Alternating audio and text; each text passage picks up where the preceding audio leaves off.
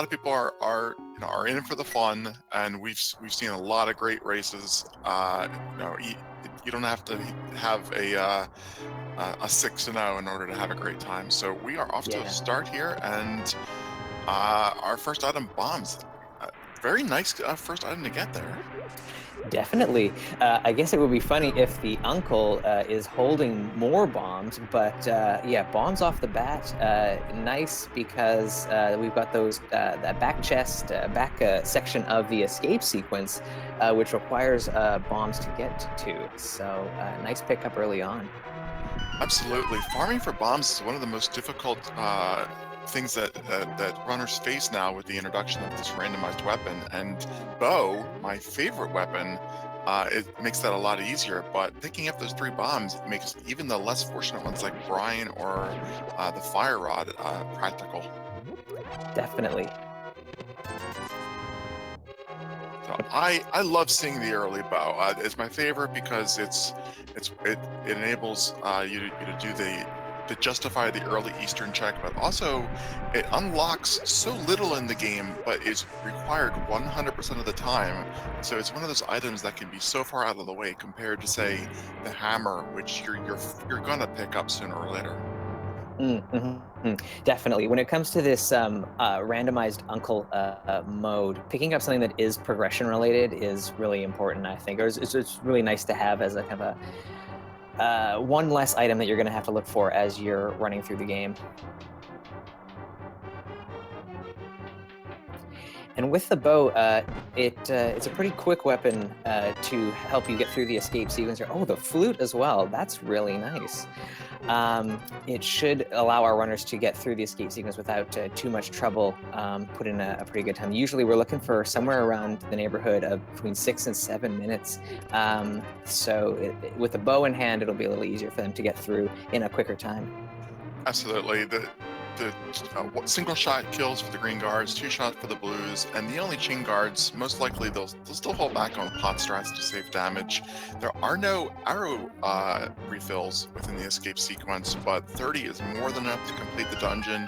And even worst case scenario, if you do run out of arrows, you can take a death warp and you'll get a partial ammo refill. So everything has been taken into consideration by the devs.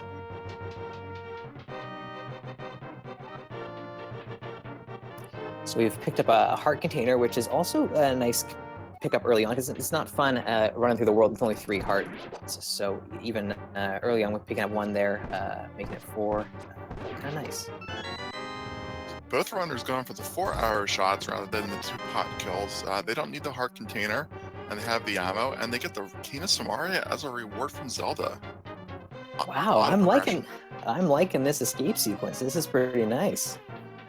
It's interesting because those are 2 items that are very important late game, but they open up very little early on. The bow is only going to make the Armos item accessible this early in the game, and the cane doesn't become needed until Misery Mire or Turtle Rock. So really at this point, it's just nice to know they're out of the way. Yeah, definitely. I think the flute there is of far more value until they pick up boots or even hookshot. They're not going to have any mobility options. Being able to activate the flute during their initial Kakariko trip, it doesn't get any better than that. Yeah, definitely. If we're looking at not finding boots for a while, or if at all, then the flute as a fast travel option is definitely a good pickup. So as our players are making their way into the back of the escape sequence here, just a quick shout out to our tracker today, Toast. Toast coming in at the last minute to help us track this race. So if you see anything that was missed, let him know in the chat. That would be much appreciated.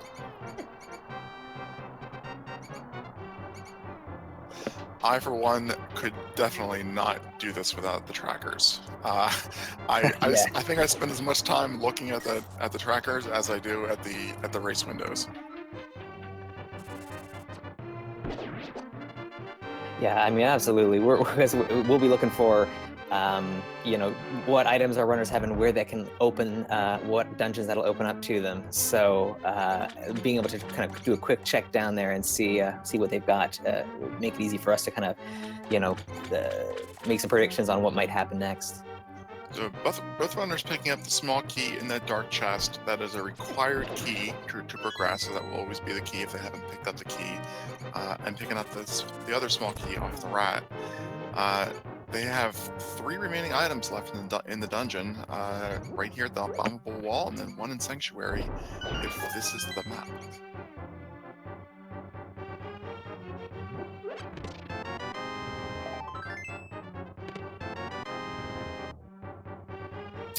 Okay, couple of bombs, piece of heart, nothing too exciting, and we found the map as well there, so that does mean, as you said, the chest in the Sanctuary will be another item.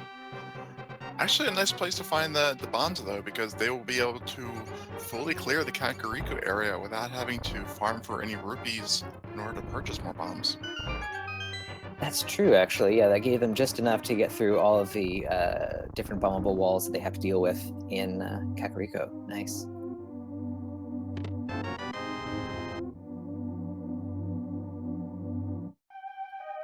10 bomb upgrade in Sanctuary. I actually don't mind finding capacity upgrades early in the game, especially a bomb one.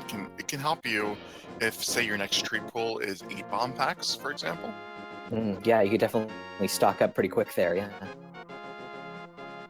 And we are going to get a chance to see, most likely, our first tree pull on Lava's side.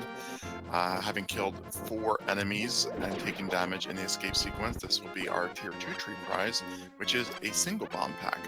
Very nice to have, and that's what he's going to find throughout the game, most likely, when he pulls the tree. And the bush crab there had a 10 pack of arrows, so that's also not a bad thing considering we have the bow in hand already. Absolutely. He didn't pick him up, he didn't pick quite enough up to max out his capacity to the full 30. But 24, still definitely enough to get him through the foreseeable future.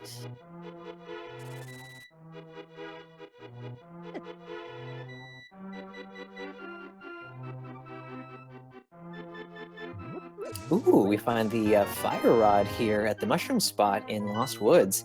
So, oh, and a quick map check there.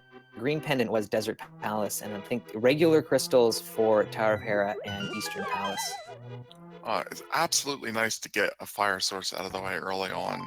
Lamp is preferable in a lot of cases because it gives you the light cone for the dark rooms, but many of the dark rooms do have the ability to use the fire source to light a torch, and the fire source, of course, opens up areas all in and of itself that the lamp does not. So, uh, having either is good. Opens up desert, opens up bait tower, hair basement. Yeah, definitely. It's a nice item to find. And again, another item that is most likely going to be needed for the run at some point. So even though it might not open up a ton of locations immediately, it's a required item most likely. So good to have. Yes, unless Skull Woods is a pendant dungeon, they don't need to complete, and they find Bombos to do Ice Palace, or Ice Palace is also a pendant. Fire Rod is required, but it's actually possible for it to be not required. Doesn't happen too often, but it is a possibility. And so we've seen the lamp here in Blind's Hut, as well as the mushroom in the back part there. So still more items that are gonna help our runners out here. Lamp is nice. Once they get gloves, they'll have both the flute and the gloves, giving them logical access to the Death Mountain area. So no sequence breaks for our players. No dark rooms, no Death Mountain skips. Seeds being very generous so far.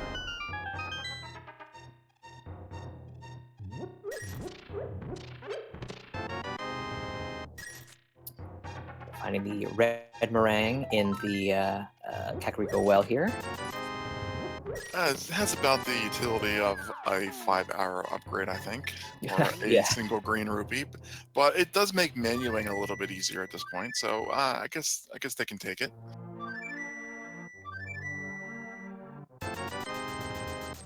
Ooh, and our first sword from the bottle vendor there. That's pretty nice. That is absolutely worth 100 rupees. Leno's gonna have to pick up a few rupees here in the well before he can buy it, but he should be on par to pick that up as well, or at least come back for it before too long. So with between the Cane of Samaria, the fire rod, and the bow, they could have gone a very long time before they picked up that sword. But sword, infinite ammo. You know, Yeah. might as well pick it up. Unfortunately, that gets them one item closer to having the ability to enter Aga Tower. So we're hoping not to find the second sword or the cape before too long. Hookshot, much better alternative. Yeah, that is definitely something our runners are looking for. So hookshot as well. This is a pretty stacked Kakariko. So far, the whole seed has been very, very generous. So lots of options. We might see some route divergence here at this point. You know, you can go up to Death Mountain and use the hookshot to get over to East Death. Someone might do South Shore first. So there's going to be a lot of options for our runners at this point, which will be interesting to see how they choose to go through this seed. Lavan giving us a little check on the tavern text guy. It's always fun to see.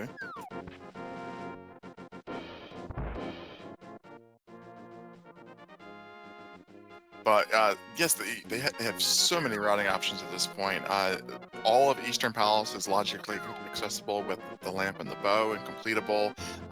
That has some appeal, being a crystal. They can get their first crystal. They have the huge item density in the South Shore area, but the flute and the hookshot also unlocks all of Eastern Death Mountain. So lots of options, and we see Lavan going for the South Shore route.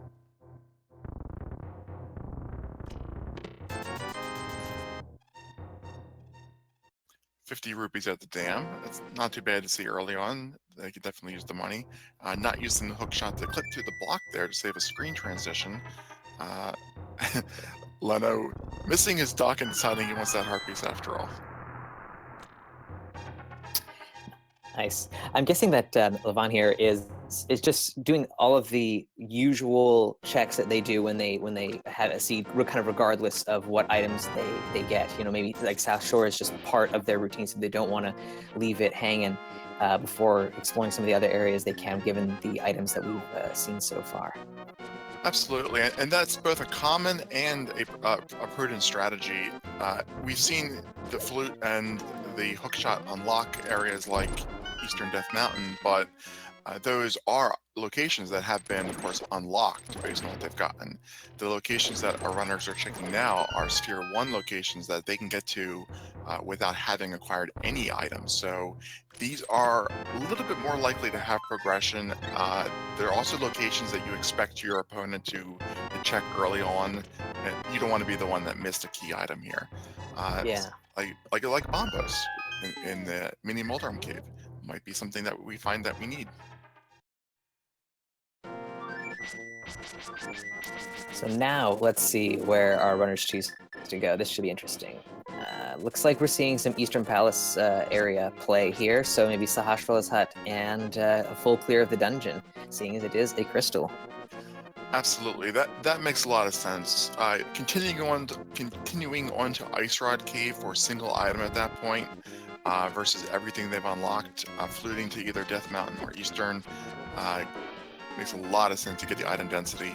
Leno, on the other hand, will be giving us the check on the Ice Rod Cave, deciding to finish out the complete South Shore area. Also, nice to do.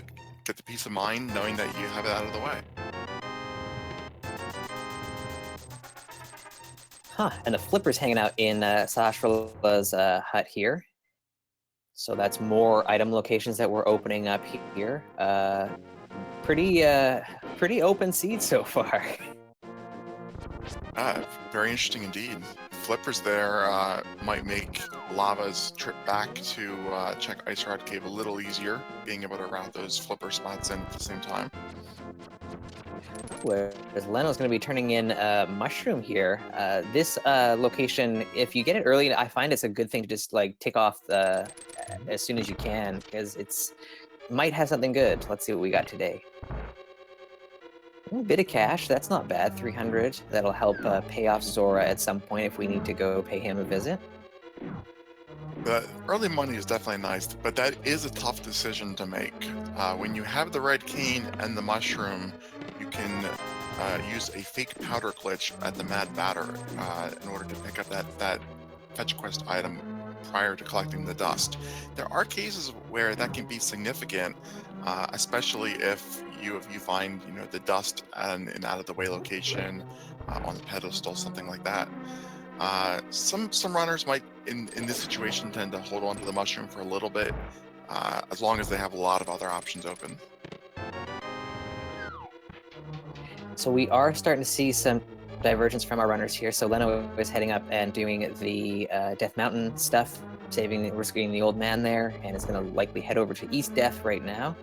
Lavan making their way through Eastern Palace at the time. And I haven't noticed this, but we've been talking about all the item progression they've gotten, but look at their health bars. They've gotten a lot of health progression as well. Yeah, what are we looking at? 10 hearts apiece there? 10 yeah. and 9, it looks like. Yeah, wow. I don't know if I've seen this much progression at 16 minutes in. Alrighty, so Paradox Cave here, we've got 7 item locations in here, and then on East Death, we've got that one more in the Spiral Cave. The mirror! Oh, and the cape! Wow! I don't know what there's left to get at this point, Brandon. Yeah, really. Let's just go to Ganon now. I feel like we're a sword upgrade from Go mode, almost.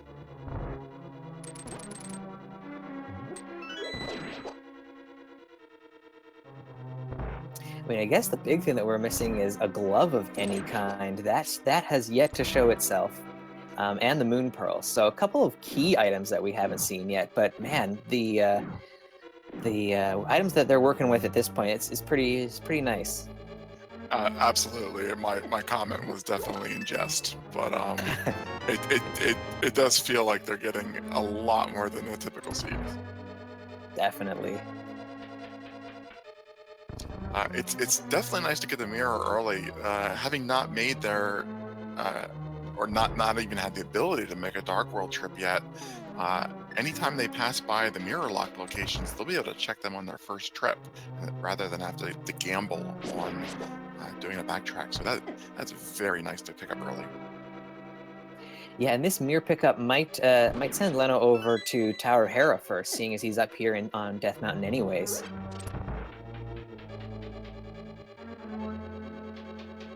That's a good point. Another crystal item and another dungeon that he can fully clear at this point.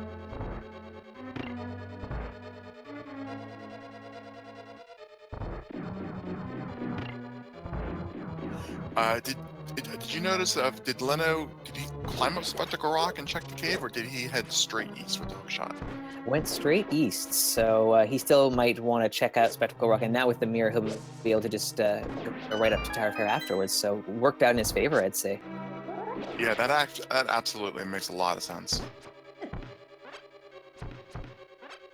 And we're seeing Lavan right about to head into his Armos fight, and he'll be picking up the first crystal of this game.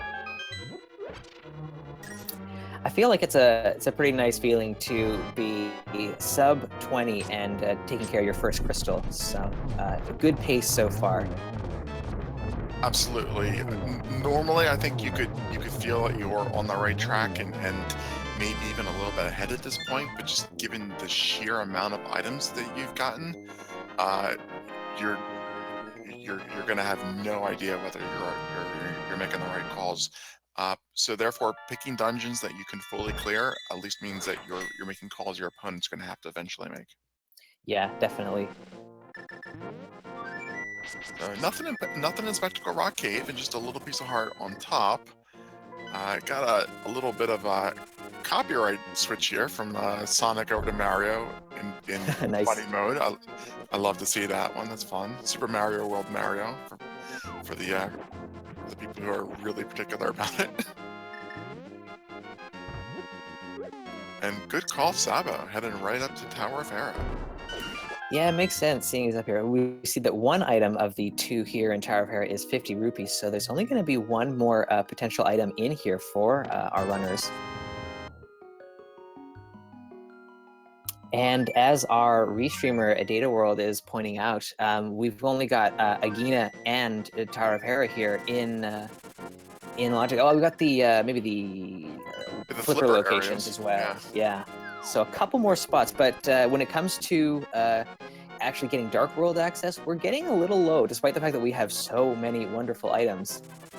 So there's 4 flipper locked locations plus the non-flipper locked Zora. Well, items, not locations.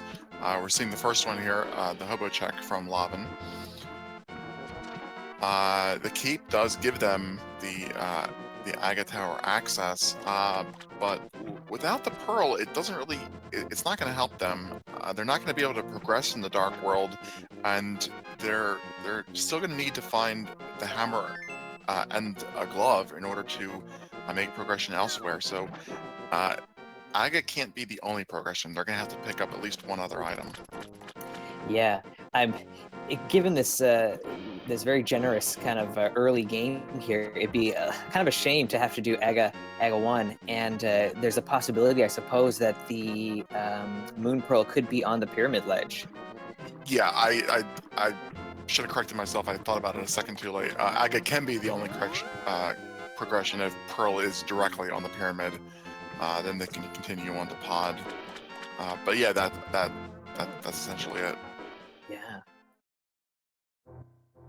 And I really don't think that would be unfair at this point. They've gotten so much. Making Aga your Dark World access. That's not so bad. Yeah, I guess not really, considering everything that we have so far.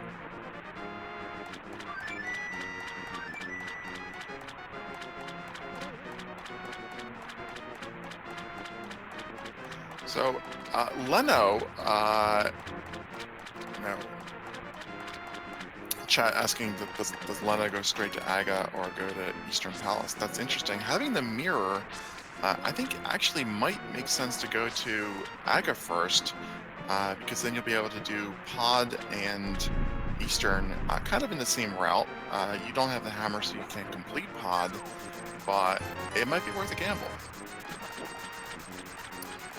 Yeah, definitely. I mean, it depends if you think your opponent might be maybe a better just like execution or something, and you think, okay, I've got to take a gamble to hopefully get through this race. Might go for it. But Levon picking up the power glove there that was hanging out on Zora's ledge. Well, there's one of our 3 progression items for Dark World access. So we're looking for, I mean, the hammer at this point, or another glove upgrade to be in, I guess, Agina's cave, or here in Hera, yeah. Otherwise, we might be looking at the Aga 1 play.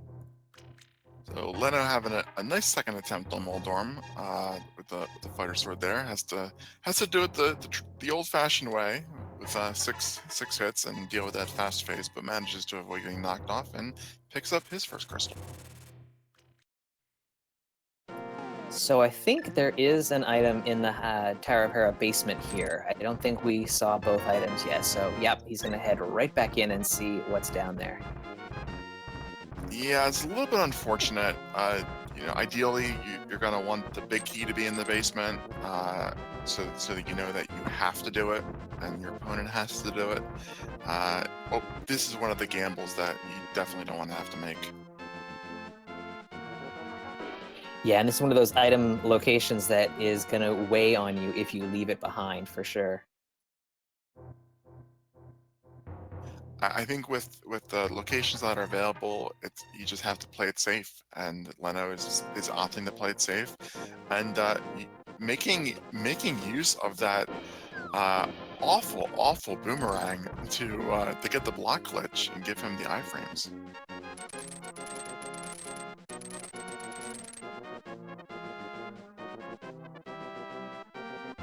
Alrighty, so what is hanging out in the basement here?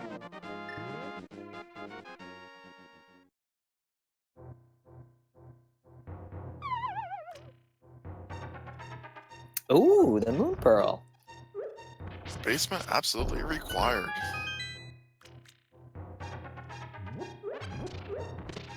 Okay, so we're getting closer to Dark World access, although this is still leading us to, at this point, we still have the Aga 1 play on the table. But what we're gonna see in the next little while, I imagine, is both of our runners kind of tracing over the other's footsteps there, with trading off dungeons, with Leno heading over to Eastern and Levan heading up to Tower of Hera. Absolutely. And while they're doing the backtracking, take a moment to check out their individual Twitch channels posted in Twitch chat. LavanFirestorm and Lenophis, putting on a really enjoyable show for us so far, and at the right price, completely free. So Yeah. give them a follow, show your support.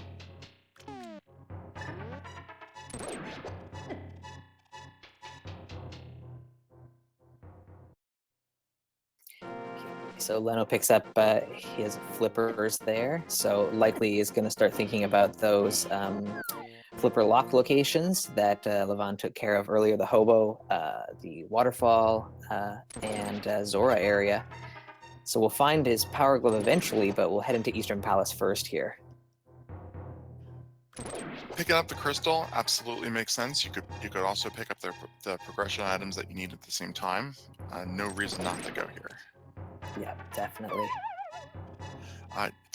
Making the Zora area domain checks sometimes a little bit difficult for runners to do if they don't have the money. You don't want to have to make another trip up there. But both runners have been very fortunate picking up 300 rupee packs and able to afford Zora on their first trip. This is going their way in so many different ways. Yeah, definitely.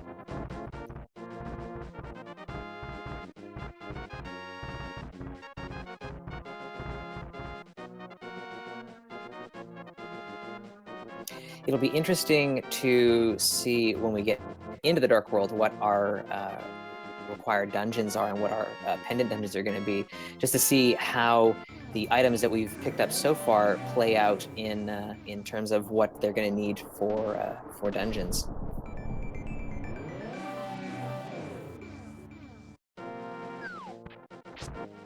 So our chat talking about would you do Aga before Agena? Aga opens up Dark World access, but it's also 4 minutes to clear that tower. If you have good execution. Agena, it's an out of the way check, but if that's your progression item and you can skip Aga altogether, it can definitely be a net time savings, and that will open up all your portals. So I would typically say if it's down to really only just one location or Aga, then you would check that one location. Yeah, I mean, you usually want to, unless you're going for a big gamble, yeah, you want to make sure that you take care of all remaining locations that you can before making that gamble up or that play up Aga Tower there, because that's a couple minutes that you're definitely gonna have to sink.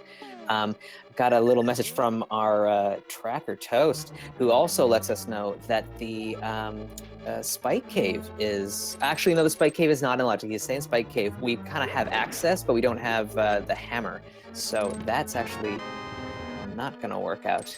But so yeah, we're down to the Agena and Aga Tower play at this point, I would think.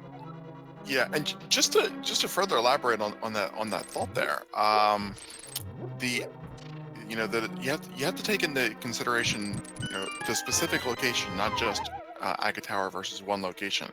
If it was Zora instead of Agena, and you were going to have to spend 2 or 3 minutes farming rupees, in that case, the calculation changes entirely. So it's not about one location; it's about the time that you have to invest.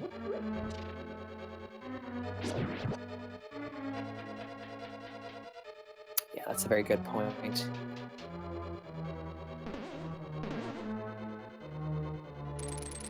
So it looks like our runners are going to be knocking off their respective bosses almost at the same time here. Levan just heading up to Trolldorm now, and Leno only a few rooms away from the Armos Knights. So they are going to start to feel the pinch, and it's going to be interesting to see which one makes the play for Aga first. We still have a little bit of post-boss follow-up to do. Levon's going to have to go pick up his pearl in the basement here, and Lena's going to have to do the Zora area and pick up his gloves. But those are essentially fairly similar time-wise, so I think our players are probably within 30 minutes overall of general sync. Yeah. 30 seconds, I meant, not 30 minutes. I figured that's what you meant, yeah. They are, I can absolutely say they are within 30 minutes of sync. They have been in sync for most of the 30 minutes that we have been watching so far. Well, in my defense, I've done a couple of 3-hour races where 30 minutes, it wasn't necessarily the case, so... Yeah.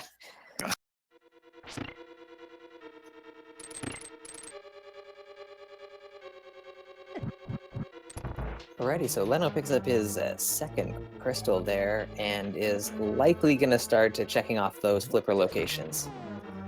Absolutely, and wisely for him, Levon choosing not to make a gamble here on the basement, and will be picking up his Moon Pearl. Ooh, so Leno's actually giving us a peek at the desert area. So we saw the Book of Medora hanging out on the ledge there, and now we're going to get Agina's cave here. That's a great location to find the book. You know that you'll be getting the mitts for the mire and desert area and be accessing it, at least for the first time, using the mirror. Yeah. Finding the book, based on when they get the mitts, there's still one upgrade away from that. 2 for Leno, but he'll be picking his first one up soon. They can't access mire, so the book's one of those items that it can open up to new locations to check, so not finding it for a while can be nice.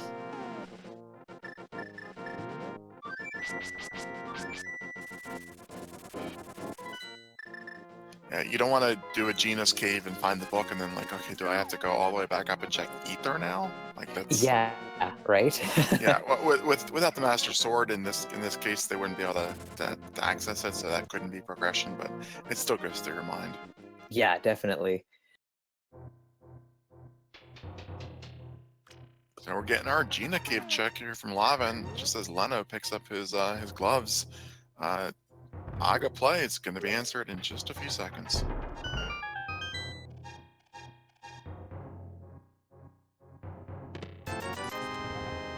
It's a red rupee.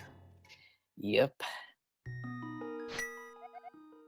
So runners, time to break out your cape and make that unfortunate trip up to Aghanim.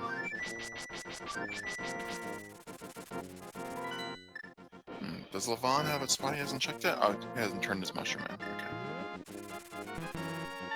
Right, yeah, this is definitely what we were talking about, how we're exhausting every last option here before. Because, as we were saying, you don't want to waste the 6 minutes or so of doing the Aga Tower and then find out you didn't need to do it at all. So totally makes sense. With this last check here, Levon choosing to reset there, saving the mushroom for a fake powder possibility a little later. Very interesting, and we were talking earlier that having had the red cane, that's something that they might have taken into consideration by doing the hard reset there. Levon shows us that he absolutely is taking that into consideration, not wanting those 300 rupees to hold on to his mushroom. It's not something it was something that you saw a lot during the Key Sandy tournament. Players would do a save continue and then check a chest with a key and then do a hard reset if they wanted the key back. I think this might be the first time I've seen it in the standard mode tournament though. Yeah, it doesn't come up too often, but you know, it was a very good strategy there by Levon to save that mushroom for later. Because if powder is a progression item and it's maybe deep in a pendant dungeon, this is gonna save him a lot of time. And it's a little bit unorthodox of a strategy, but it is an absolutely valid and legal strategy by the rules. You can experience a console lock under normal circumstances, so inducing one is absolutely allowed.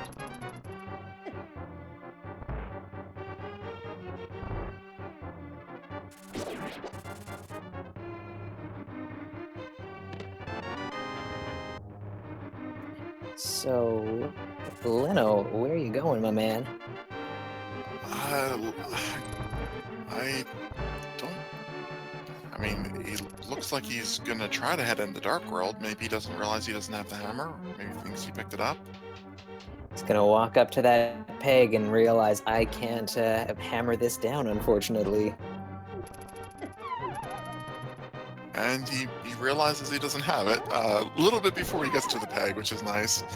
Um,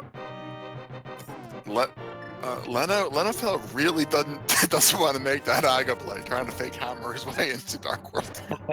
Fake hammer. That's a glitch that I don't think we've heard of before. Yeah. There is a way to skip Agadum if you have a fairy in a bottle, but neither our players do, and even then, it's a really rarely seen bypass. So Levon already climbing the tower, and Leno making his way there now, not too far behind. Yeah, when it comes to having to make the Aga play, this is, 36 minutes in, isn't too far into your run, and I mean, both our runners have picked up 2 crystals, so, all told, the steed is still moving fairly quickly, even with this kind of forced Aga play here. Absolutely, and it's really hard to even guess at this point where they're going to head after Aga. The hook shot opens up the northern Dark World access. Southern is locked directly without the hammer. They can go in the pod. They do have the glove. They can check catfish. There's just too many locations to really predict. Gonna have to wait and see. Yeah, it's going to make it kind of exciting because it could lead our runners in very different directions depending on where they go and then what they find in the locations they choose to head. This really is an optimal seed, not only in the fact that they've gotten progression, but in the fact that it's offered up a variety for our viewers. You see either linear seeds or you see the occasional divergence, but being able to see divergence and so many options that it's difficult to predict is a true pleasure. Yeah, this is an enjoyable run so far.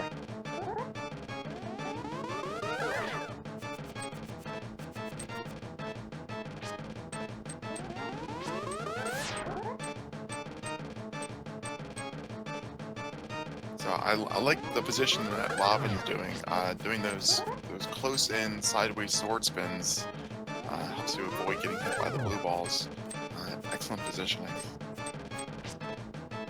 Yeah, and thankfully, I'm not throwing too many blue balls out. This is always kind of an annoying part of the fight if Aga keeps throwing blue balls at you, because you just want to get through this fight. But so far, not too many.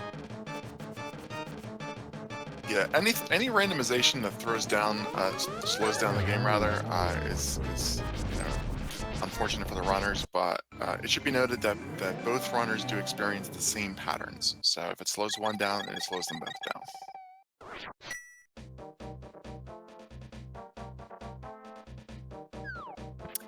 Yeah, so it looks like it was just three blue balls this time around. So no hammer on the pyramid blocks off their immediate opening up of the entire Dark World. Looks like Lavin is either heading for Northern Dark World or Catfish.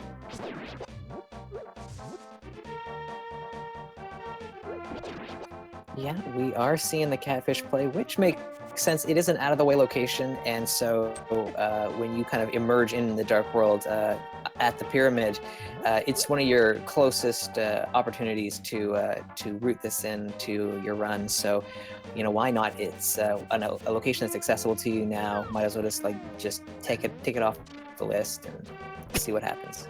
Both sensible and safe routing from both our runners.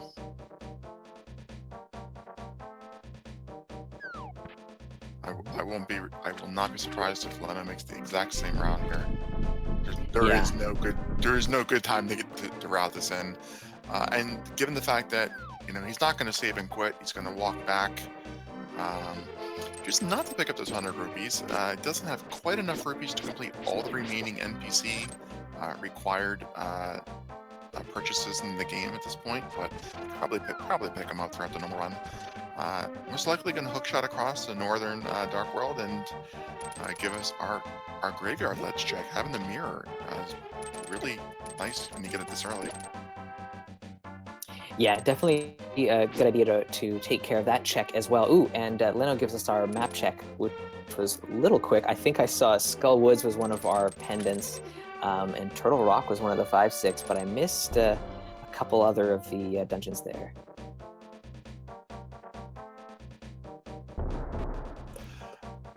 I, on the other hand, missed all of them because I'm in the habit of just waiting for the tracker to update.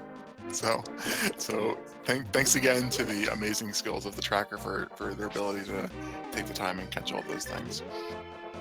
I am surprised. Leno did not do what I expected, making the pod play. Once again, a divergence from the runners. Exciting to see. So pod is a crystal. So if we come across the hammer in pod, this would be a pretty big play for Leno here.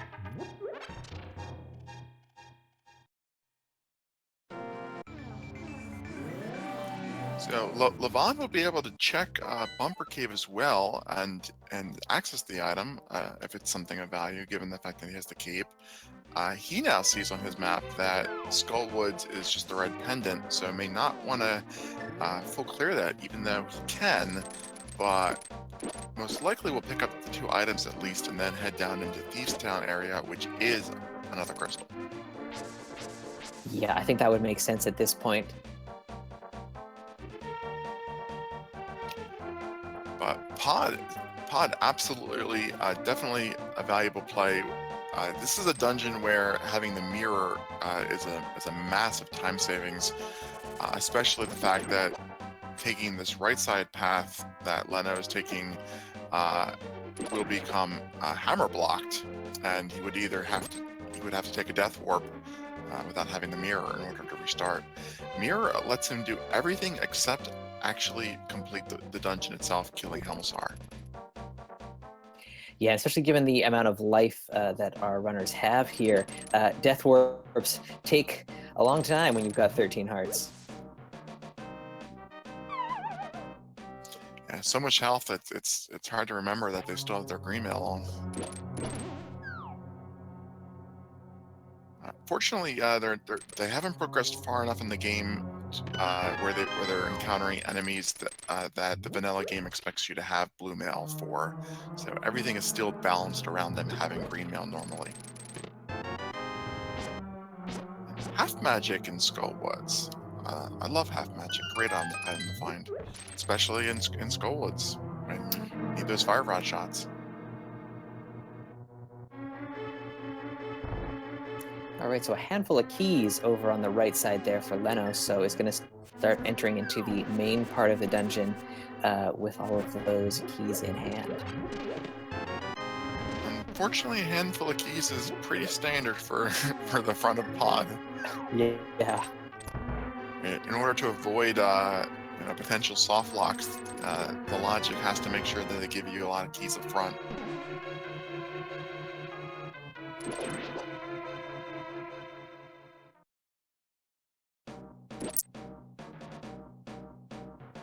So Lavan continuing on, trying to find a second item in Skull Woods.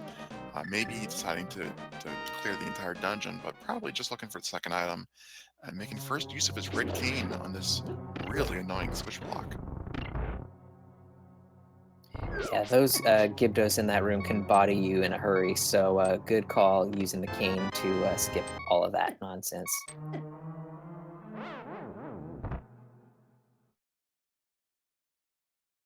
So just a key. So I think he is done in the Skullwoods area. The remaining item is behind the Fire Rod area, and with uh, not wanting to go all the way down there for one item and potentially having to kill Mothra for a pendant. Yeah, definitely it makes sense to kind of bail on this play now. You know, if it turns out that that is the one location that you need to revisit later on, then so be it. But I think it's a smart play to just back off for now and start working on some more progression. Absolutely. There's uh, at least 3 items they can access in Thieves Town itself, and they can pick up the crystal. 3 items in the Thieves Town area in addition to that. So absolutely makes a lot of sense.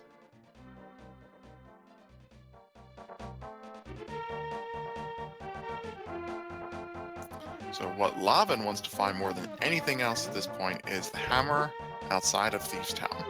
That will give him the motivation to go into Thieves Town and be comfortable knowing that he can pick up every item without having to risk a double dip. Definitely, because much like the Tower of Hera basement, the Thieves Town basement is another item location that you don't want to leave behind because it's always going to be playing on you as you make your way through the rest of the run. Lenophis is making a similar gamble by going into Pod without the hammer, also not going to be able to full clear the dungeon, but getting back to Helmasaur versus getting back to that last Thieves Town chest, Helmasaur is definitely a more direct route. It is, yeah.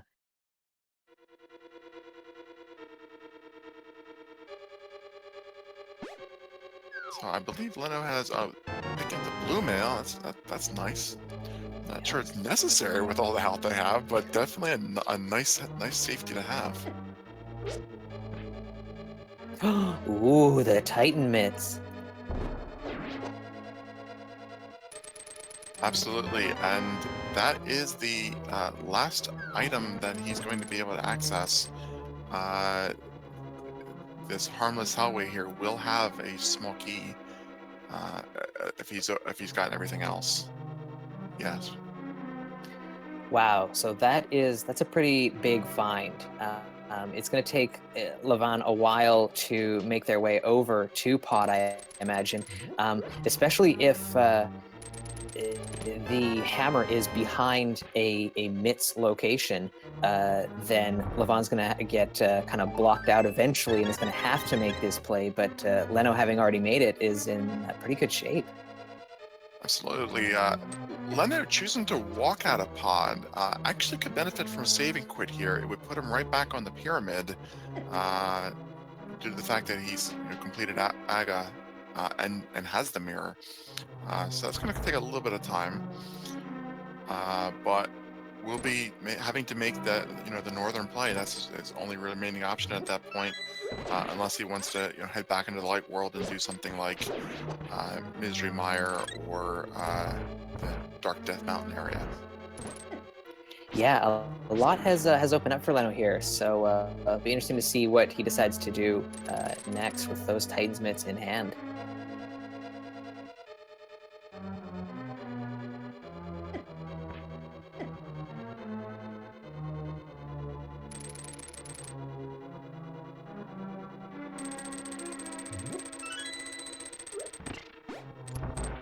So he can full clear Misery Mire, and being a red crystal is, it makes it a little bit appealing. There's also a lot of items just lying around in that area that are easy to pick up. Dark Death Mountain makes a lot of sense. Possibility that he picks up the hammer in those locations will make it easier for him to go directly to the Skull Woods dark portal entrance later on in the game rather than walk over there. And it looks like he's choosing to do one of those options.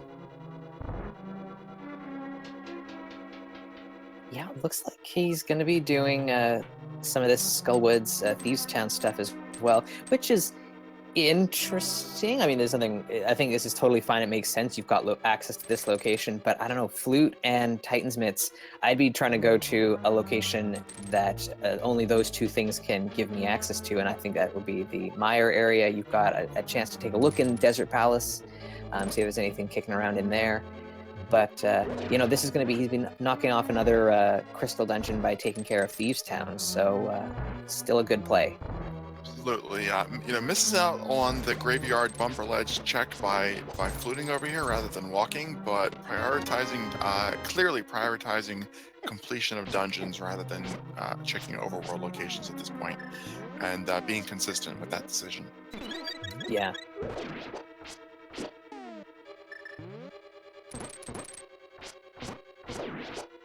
So I didn't notice Lavin picked up powder here in Thieves and makes use of that to powder a bunny beam under the pot. Gonna no longer need that to hold on to that mushroom anymore.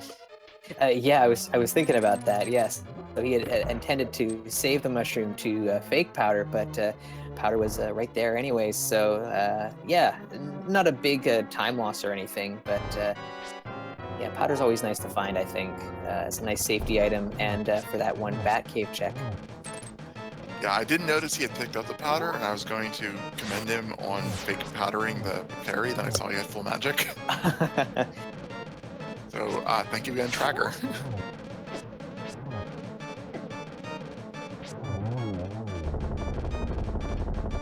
Well, I'm making quick work of blind there. Very nice.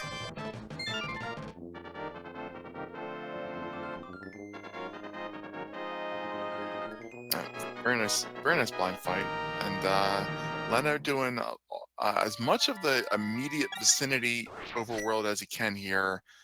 Probably hoping to pick up that hammer. The digging game, turning the blacksmiths with the mirror. These are all very quick checks he can do. He finds the hammer. It's going to make Thieves Town more, a better bet. Did you notice? Was there an item left behind in Thieves Town? I think so. I mean, seeing the compass on blind there, I feel like we already saw the map. So I would say that we might be leaving an item behind there for now. Did he have a small key on him, or he did? Yeah. So it wasn't like it was locked in there. So there is probably an item kicking around in the big chest there. Absolutely. Yeah, if he had the small key, then there is, and a red potion from the blacksmith. So, Leno, gonna make the Thieves Town dip, or you noping out of here? Ooh, I mean that's our first bottle. So maybe we check out the sick kid here, see what he's holding on to. Oh wow, I didn't even notice that was the first one 52 minutes in, but yeah, right. Good catch, Saba. But just a piece of heart, unfortunately.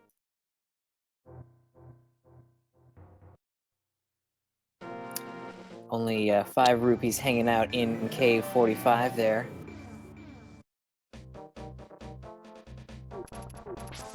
Yeah, we have seen Lavin taking a little bit more of the thorough, full clear, anything that's in my way approach, and also being consistent with its decision, continuing on, completing all the Southern Dark World checks on his way over to Hype Cave. He also at this point has all of the items. I don't know. He doesn't have the hammer, so he can't go into swamp other than check the very first chest. That would have been a nice appealing play. Yeah, definitely. I think Lavan has routed this section like the best that he possibly can, given that it doesn't have the Titan's Mitt, so his access point into the Dark World is still the pyramid. It makes sense to just like knock off every single location, and you kind of make your way on this giant loop around the Dark World. Absolutely. So Hype Cave giving the Ice Rod and no other significant items. Turtle Rock being a crystal. Oh, no. Leno failed, having a lot of issues and lost his purple chest. That's so annoying when you leave it hanging there on the warp spot. There is a way to recover from that. If you drop either a Samaria block or a bomb, you can pick it up and then you can walk through the portal and you will not be sucked up by the portal, but you will pick up the chest. It doesn't seem like Lenophis knew about that trick though. Unfortunately, losing the purple chest altogether. Unfortunate. Lava, on the other hand, not picking up the hammer, is going to continue on via the water access routes, most likely into Pod, which will give him his mitts and blue mail. So excellent routing for both of them. You know, I don't see it too often, so I sometimes forget that, yeah, if you've got the flippers, you can swim over to Pod here. So really nicely routed in here. Yeah, he's done a full Dark World loop. Probably would have gone into Swamp Palace if he had had the hammer. But, you know, without it, making his way on the Pod makes sense. We know he's not going to find the hammer here. Most likely, he's going to be led up to Dark Death Mountain or the Misery Mire area after this. Leno, having skipped some overworld locations, may go directly to Dark Death Mountain or Mire, or may decide that it's time to backtrack and check those overworld spots. We see him entering Dark World again. Is it Thieves Town or is it Skull Woods? Looks like we're heading down to neither of those. Oh, is he going back for that purple chest? Yes, indeed, he is going back for the purple chest. Not as painful as it could have been though. He can simply mirror and flute down the 7. It'll be a quick turn in, but that definitely does cost him at least maybe a minute and a half.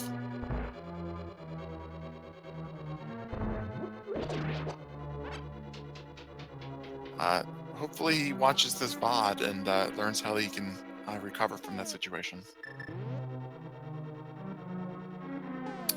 Ooh, he's taking the purple chest on a world tour here. We're heading to the Mire area.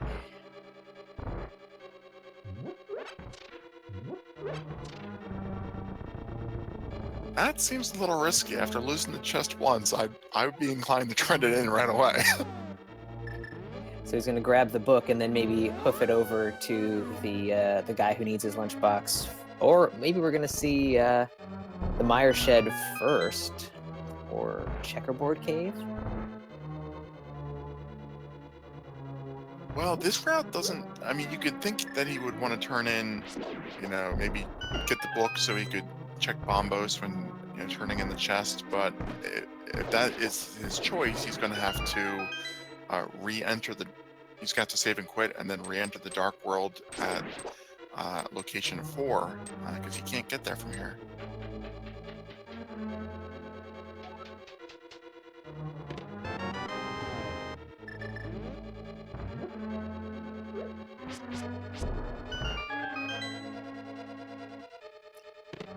Okay, so he's going to do Checkerboard and then, yeah, likely turn in the chest after that.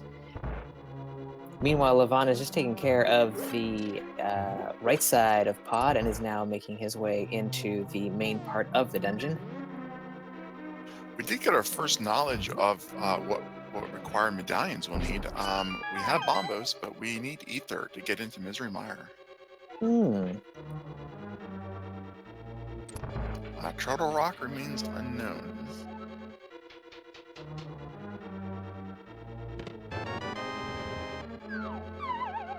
Okay, so going directly to turn in the purple chest, rather than route in a chest of Bombos tablet combination. Just get a red rupee. That little disappointing after having to take that chest so far. Twice.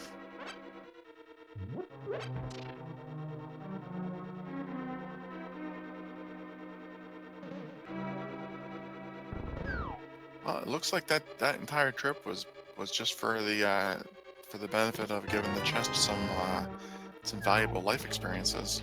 Since we're headed right back into Dark World and heading to Skull Woods.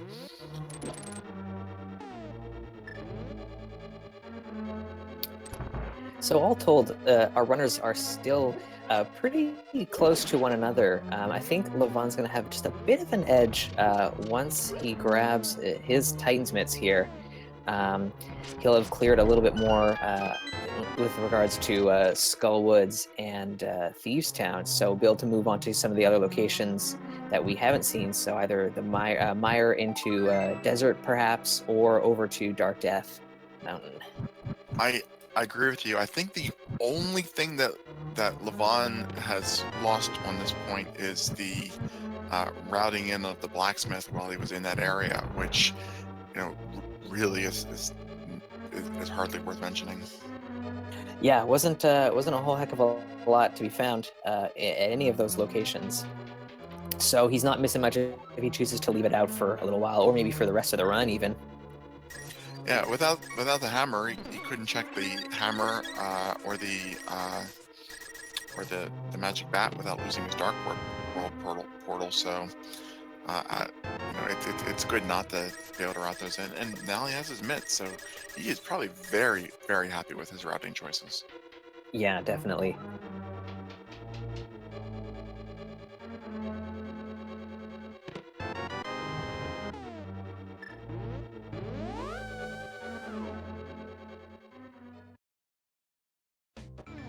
So it picks up blue mail and then pieces out, because that is all that's left in pod for now. And we will see where Levon chooses to go next.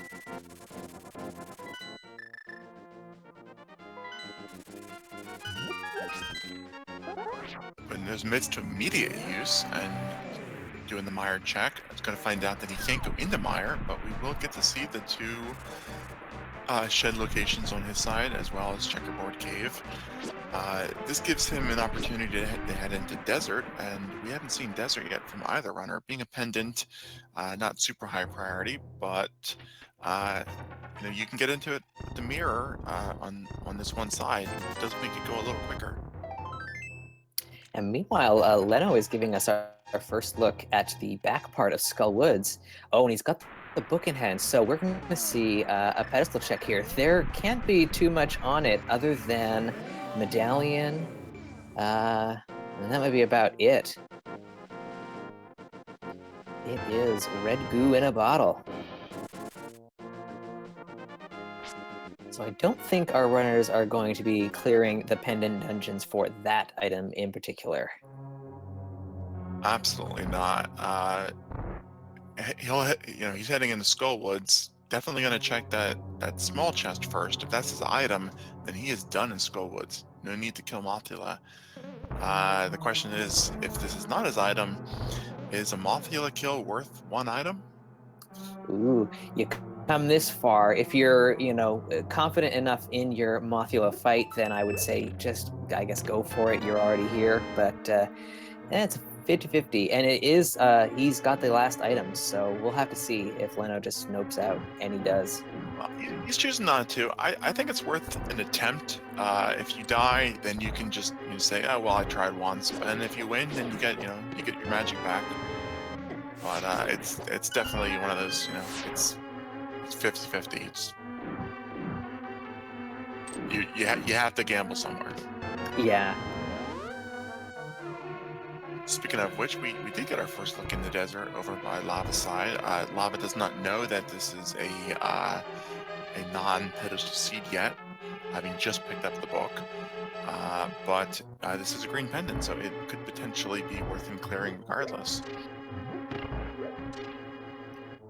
Yeah, and I don't think I've seen an item out of the dungeon yet. There's a bomb upgrade, so I'm wondering if Landmolus has the second item for Desert or not. Looks like he does, and I think Levon is choosing to go for this dungeon play because this is the green pendant. So we've got an item on Landmolus, but because we're picking up the green pendant, we also get the Sahasrara item as well.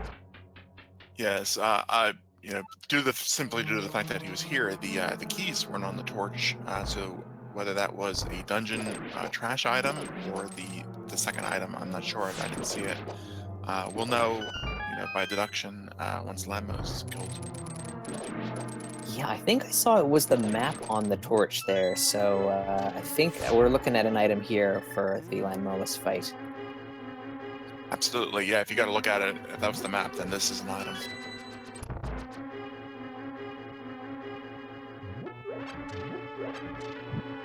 chest is compass, but that's just as good as the map. We're getting our first look at Tower Rock Medallion, which is Quake. Oh, unfortunately, they have nothing that they need tonight. That's great.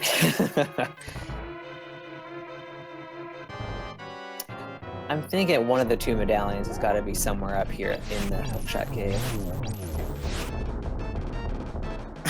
Shovel. Oh. Not the best start there. And Ether, okay, well, and Red Nail. Cool, all right. Well, you called it right again there. One of the medallions was indeed up there. So with that means that Misery Mire is fully clearable. Does Leno make the play for Misery at this point?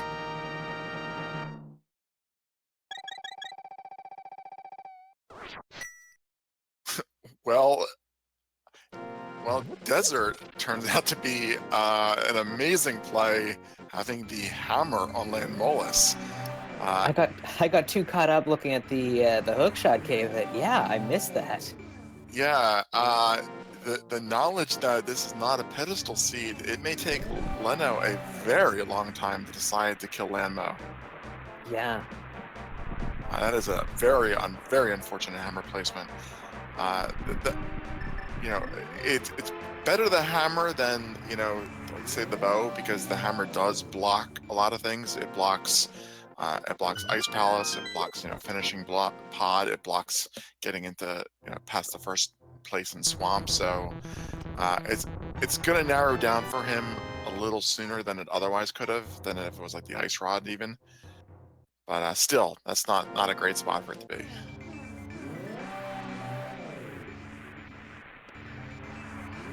Yeah, I feel like this could still be okay for Leno if he finds the Quake medallion here in Misery Mire, because eventually, he's that hammer is gonna keep him from doing Pod and Swamp Palace and Turtle Rock, so it's blocking a lot for him. And if that's his go mode item, then he'll be able to just blaze through those last couple dungeons, whereas Lavan might be full clearing a bunch, looking for medallions. Absolutely, and this is a great example of why, I said early on that I like finding something like the bow on Uncle rather than the hammer, because the hammer is going to bottleneck you in a lot of locations that something like the bow and the Ice Rod simply don't. Yeah, that's true.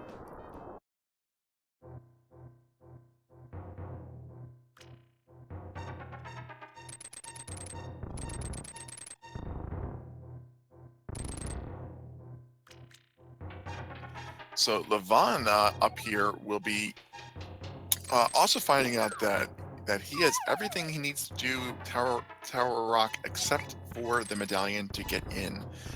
But it will be good game knowledge. Picking up Ether in Hookshot Cave will most likely also lead him over to the Misery Mire, and we may see some dungeon sync. Yeah, definitely possible. And as Zunker points out in the chat here, we have not found a second sword yet, which is true. I mean, our runners are running with the fighter sword in hand here, which is pretty brutal for some of these dungeons, like Misery Mire here.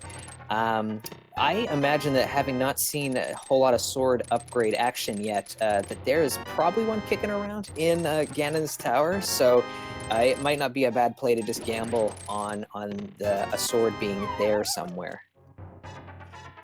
That's absolutely a good point. They will need at least one more sword upgrade to complete the game, but they do have the fighter sword logically lets them do everything except for Ganon, and with the fire rod and half magic, they can get through bosses like Cold Stare.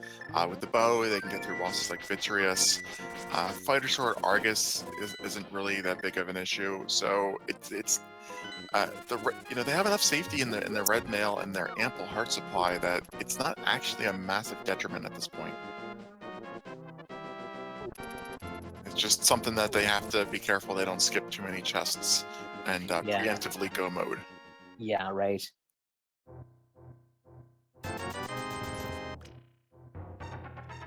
So Levon is hanging out by Lake Hylia here. I'm wondering if he might be thinking to going to the bomb shop. So maybe not.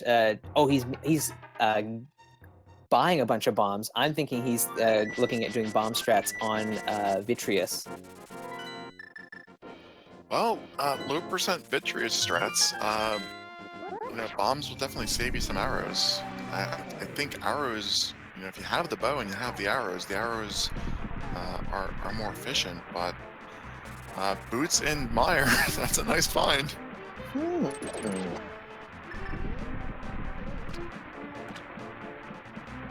So that'll give us access to Bonkrox and King's Tomb as well.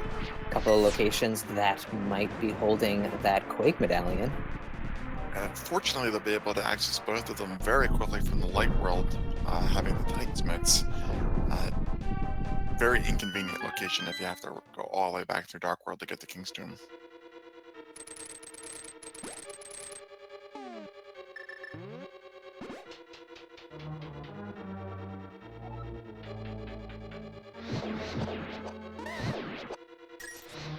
But yeah, there are a lot of options with this Vitreous fight. I mean, seeing the low percent bombs is one.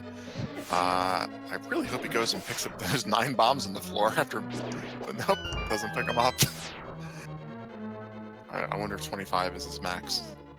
Might be, yeah. I'm a fan of the bomb strats. If you're going into the Vitreous fight with just the fighter sword, yeah, something about the bomb strats. It's fun. It's a fun way to tackle the boss. It is a fun way. I've done it in low percent runs myself. It's kind of satisfying. But they also have the cape, and they can use fighter sword swings with the cape. Half magic gives them quite a few of those. Very large arrow capacity, so they do have lots of options. Bombs, while fun, I think it's probably the slowest of their choices. You see Leno pulling out the cape. Leno, that's not going to work. You cannot do sword dashes with the fighter sword, but you could hit him with spins.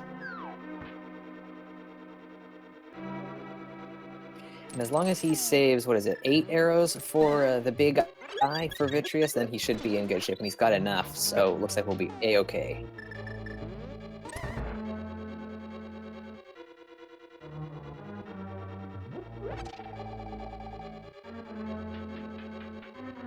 So I saw boots was one item. I assume he picked up the second item, and it was just just general dungeon trash. Yeah, one thing I'm seeing is I think Levon has chosen to kind of like go mode this dungeon, at least for now. Maybe might dip in and check a couple places afterwards, but I don't think it's picked up the boots yet. No, that's not too uncommon if you find an early big key. Hopefully he does go back though. I'd hate for we to find boots were required. Ooh, I like that Leno decided to go right into Desert Palace. I mean, picking up the boots, even if the dungeon was boots locked, now it is fully in logic, so it made sense to make this play now. And as long as he goes all the way through to Lammolis, then he'll be rewarded with his hammer as well. Leno's been, we saw him opt out of Mothula to pick up that one item. Lammo has 2 items, given the fact it's green pendant, so hopefully we'll see him decide 2 is worth the time.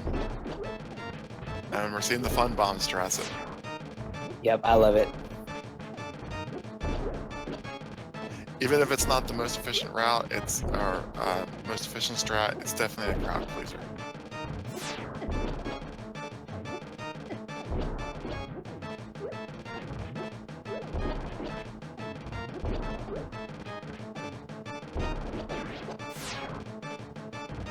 It does take a lot of bombs, though. Yeah. So you do want to be careful. Probably getting pretty close to a time where it's safe to switch over to cape and do some spins or pull out a few arrows. Most of these eyes will probably be 1 hour to kill at this point.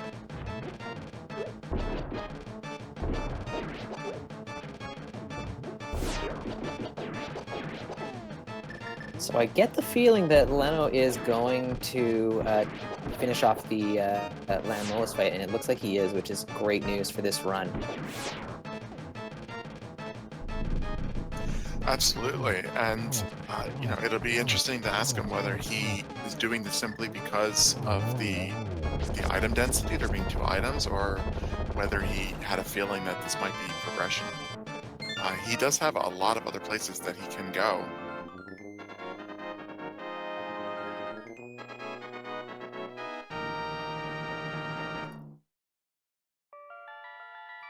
I mean, hammer ice is you find hammer in ice a lot more than you want to. Oh yeah. But I guess this is like we said, he is narrowing down his choices, and this is one of the easiest ones to check. So yeah, I think at this point it really comes down to just what are the fastest things I can check out the remaining limited options. That makes I was thinking this in the sense of having more options than he did at this point. Mm-hmm.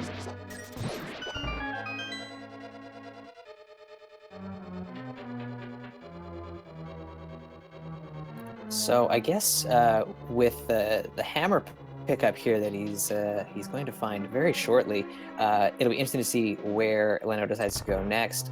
We can finish off Pod. We can make our way into Swamp Palace. You could dive into Pendant Ice if you wanted to. So there's still a couple options because we're locked out completely from Turtle Rock until we find that Quake Medallion. Well, I think most likely he's going to go to Thieves Town. Now that he can full clear Thieves Town, it's a guaranteed crystal and a guaranteed full clear. Seems like a very quick, easy place to go to next. Good call. And that's there's an item in that big chest in the bottom and basement of Thieves Town there that Lavan missed by not having the hammer during their visit to Thieves. So we are seeing Lavan do the backtrack in Mire to pick up his second item, which we know will be the boots, and it's absolutely valuable. So I'm glad to see him making this choice.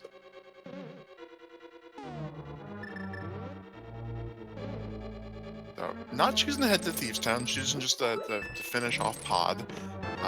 You're gonna have to do it eventually. It really doesn't really matter when you route it in, so there's no harm in getting it done now. But I guess turning in his green pendant first would be very, very long way around. Yeah.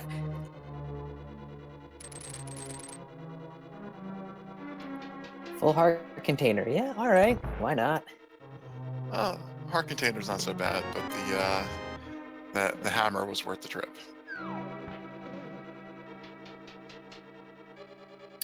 And it looks like we might be getting a Swamp Palace dive. Well, I am surprised by this play. Given the other options open to him, I would think that maybe he'd be hoping to find his go mode item in Thieves Town and be able to just go mode swamp. Yeah, I mean, Go Mode Swamp is so much faster than a full clear swamp. It's one of those 2 dungeons, that and ice, that are your biggest time savers when it comes to go moding. So, but I imagine that what we're thinking here is item density. We've got potentially, what, 5, 6 items hanging around in Swamp Palace, and if we find the Quake Medallion here, then we're in pretty much go mode, aside from a sword. So I guess just playing the odds that way. Well, speaking of swords, we do find a Master Sword at the Bonk Rocks, and Lavan will be checking King's Tomb next. Maybe that'll be our third sword. That would be pretty sweet. So in general, I absolutely agree with what you're saying. Go for item density, and swamp, having the item density you need makes sense. The only exception that I think applies to that rule is if you're going to be checking chests that you have to check anyway. Most of Thieves Town are locations that you have to check just to complete the dungeon. And since it's a crystal, he has to go there. So that kind of makes those... You really can't go mode Thieves Town too much. Yeah, definitely. So yeah, I didn't realize that I kind of forgot, I guess, that he hadn't taken care of Thieves Town. It's the perfect time to clear that dungeon out first, as opposed to Swamp. But You know, then again, we might find the Quake Medallion early on here, and then he'd only be a sword away from go mode at that point, and would likely start, you know, quick clearing as much as he could. Well, we're seeing Lavin head down to do, I guess, a bombos check, and then most likely in the area, he'll be heading in the swamp as well. Master Sword's seems going to likely. Yeah, Master Sword's going to definitely make swamp a little easier.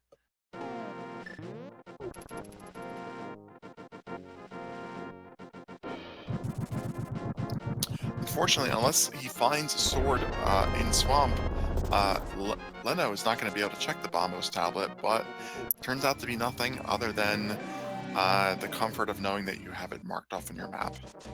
Yeah. And that's not nothing.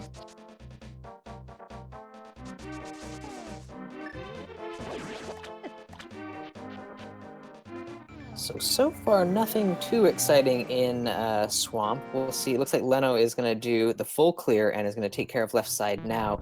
I see a lot of runners choose, if they're only one item away from go mode, they're just playing the odds, and they'll clear out the back half of Swamp first, and then only dive back in for left side if they didn't find anything in their first attempt through the dungeon. That is a fairly standard play. It's also nice if you find the big key in the back, then you can check the big key chest on your way to left side when you come back in, rather than potentially finding the big key on the left side and then having to backtrack. So I like to go back if you're only looking for that one item, and Lavin is just a Quake from go mode. Leno is, of course, a Quake and a sword, though typically we can, if he finds Quake, we would call that effectively go mode, assuming that he's going to find a sword in GT. Most runners will do that.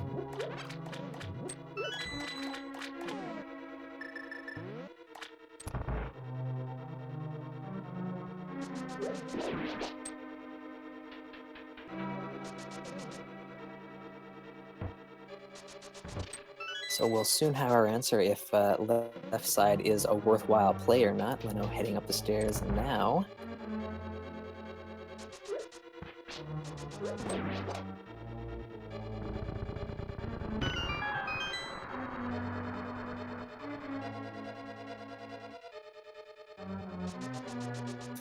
Heart piece in the first chest here. I don't know. Oh, big key. Okay, that's, I guess, not bad. So we'll be able to check the big chest before heading into the back part of Swamp Palace. And the big key is essentially a just a postponement of what that chest item is. Yeah.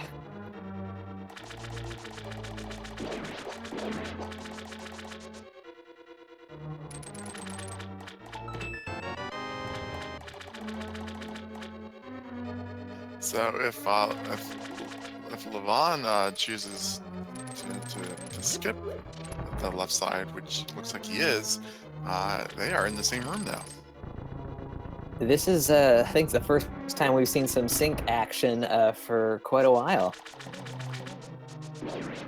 Yeah, our runners they've been kind of close to each other and kind of covering more or less the same stuff. But yeah, we got this like basically same room action going on here.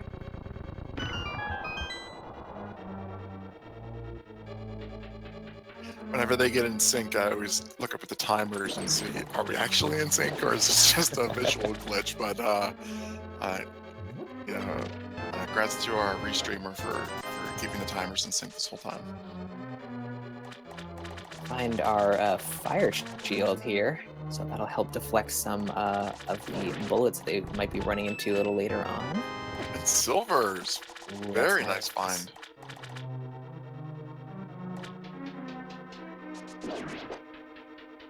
If you do have to do Master Sword Ganon, Master Sword Silver Ganon makes it a lot easier. Yeah, definitely. That's a really nice find because the Master Sword Silverless is a very long fight. Those silvers save you 20 sword spins in Phase 4.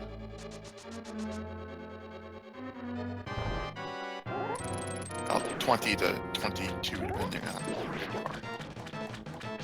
So Leno is going to have to give us some of the excellent menu strats on this boss here. Whereas Lavan, picking up the Master Sword a little earlier in the Bonk Rocks, is going to be able to just slash the little puffs away. Yeah, you can you do still see variety with the fighter sword. In swordless mode, not swordless mode, but if you're coming in here without a sword, you have to do the menu strats to use the hammer. A fighter sword swing, a fighter sword spin rather, that hits the puff twice will kill it. So you can do this without the menu strats, but I still think the menu strats are a little bit slower. Yeah, if you can manage to grab 2 puffs with the hookshot at a time, then the menu strats are not too bad. But if you're just doing one at a time, it does kind of become a bit of a slog.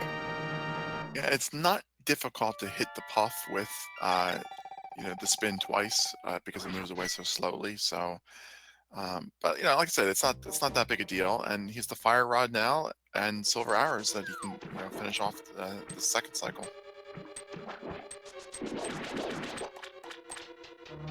So Lavan is heading back in for the left side items. Not going to find anything of value there. Ooh, nice shot from Leno with the silver arrows there. It's a little bit tricky sometimes. Argus has a bit of a goofy hitbox as he's spinning around there, but manages to snipe him. Yeah, that's one of the few cases where investing significant time in the archery game pays off. Yeah, totally.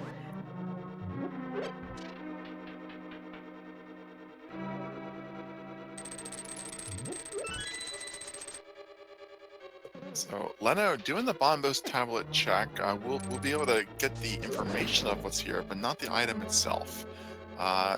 Which for him, it actually is completely good because it's garbage and he'll know it's garbage, so he's not losing any time.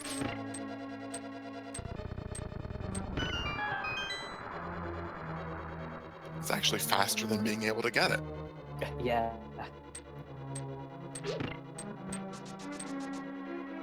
So we're definitely seeing Leno put off Thieves Town until the last possible moment here, it seems. He's going to be clearing out Pod. We've already cleared the dungeon, so this is just going to be heading towards Helmasaur King and taking him out.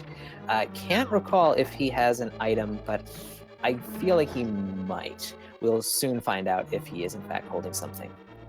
Well, Thieves Town before Swamp Palace had the ability to, potentially make Swamp Palace go mode, but having already completed that, doing Pod or Thieves Town, the sequence really doesn't matter at this point. That's true, yeah. As long as you do them before Turtle Rock, they are still looking for Quake. We know Quake isn't in 3 of the 4 Thieves Town items. It could be in that big chest. Yeah, big. I mean, when we think about it, actually, there's not a whole lot of locations left to check out. I mean, it's that chest in Thieves Town, the big chest, or Hammer Pegs, or Spike Cave, I guess. Those 3. I'm trying to think of what other ones. Magic Bat, we didn't see. Magic Bat. Mothula's item. We haven't seen what Mothula's holding yet. Haven't seen Mothula. Good point. And I guess Ice Palace, but like no one wants to make that dive. Yeah, at any of the 3 locations on Ice. The only places that we know that we can absolutely rule out, we can rule out all of Turtle Rock, obviously. We can rule out all of Ganon's Tower, obviously. But yeah, I think the worst place it could be would probably be the Thieves Town chest. I think Lavan might even do every other thing before that. Yes, that would be the worst possible location for it for Lavan. I feel like if it's in Ice Palace, we might see Lavan get there before Leno does, and that will probably give him an edge. But yeah, that Thieves Town chest, oh boy. Having Quake not show up on Helmsaur here could be one of the best things for Leno, because that will force him to check maybe some overworld spots, and he might pick up his sword a little sooner than he otherwise would have. That is true. And also seeing in chat, is Unker pointing out that we have not seen the dig spot. We picked up the shovel somewhere. Oh, that was in Hookshot Cave, I believe. It wasn't Hookshot And- Cave. Yeah, so that has not been checked by either runner.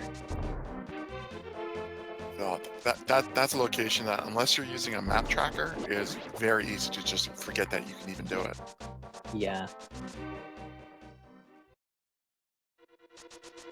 And one silver arrow shot finishes off Helmsaur, and we get to find out that he is holding the invaluable red ruby. Good old Big 20. Well, that's good news for Leno. Finding Quake there might not have been the best for him.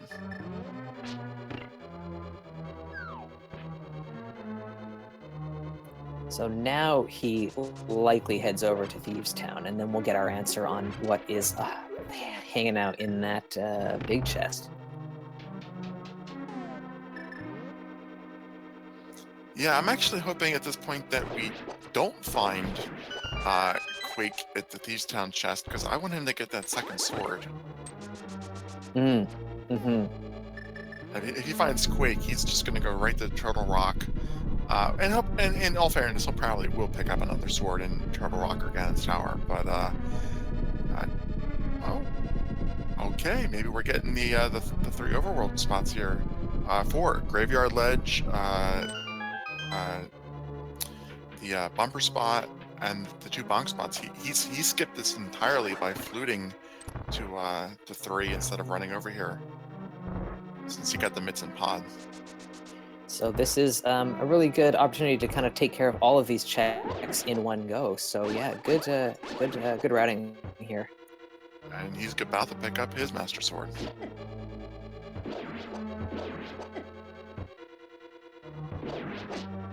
So that puts both our runners in true 1 item away from go mode, just being Quake.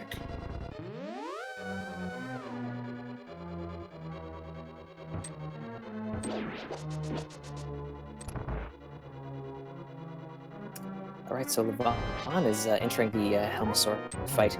After this, it'll be interesting to see where LaVan decides to go, because they have cleared more item locations than Leno. So not much is going to be left on the table. We might see that dig spot on LaVan's side first, and then we might actually start seeing some Ice Palace play. The small amount of time that Leno is putting into checking these 4 overworld locations makes it a little bit better for LaVan if he ends up having to go back into Thieves Town. Yeah, definitely.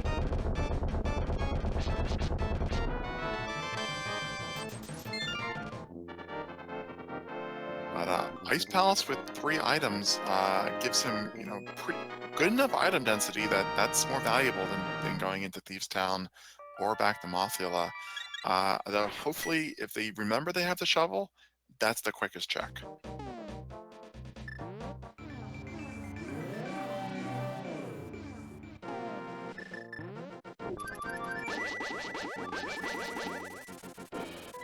Wow, not happy with what he got out of there.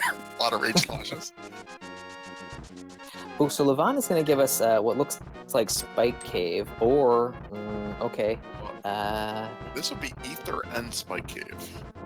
That's true. Yes, we haven't seen the Ether tablet either. Yeah, that was another one that we forgot when we were listing them out.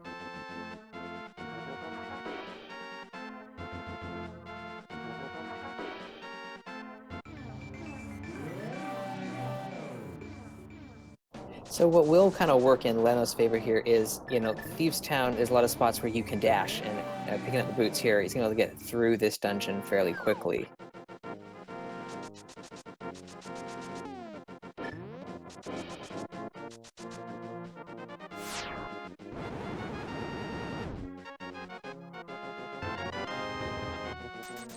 $300 rupees hanging out on the Ether tablet. Normally I'd say it's nice to have some money for potions, but they don't really have the bottles for potions. Yeah.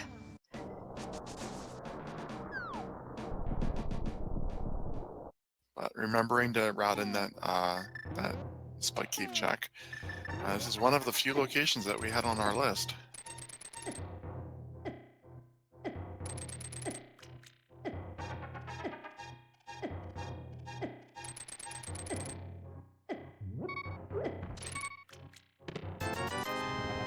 Oh, just another big 20. All right, well that one's off the list. Okay, so we are down to Thieves Town Chest, Dig Spot, Mothula, and Ice Palace. And hammer pegs. Yes, and Hammer Pegs and Dust. Yes, right. Lavan also has. I mean, we know that the blacksmith and purple chest are not items, but Lavan does not. Ah. So those are things that there are a lot of items that he can check that are really quick before going into Ice Palace. So now we're seeing Lavan do some of the checks that Leno already did.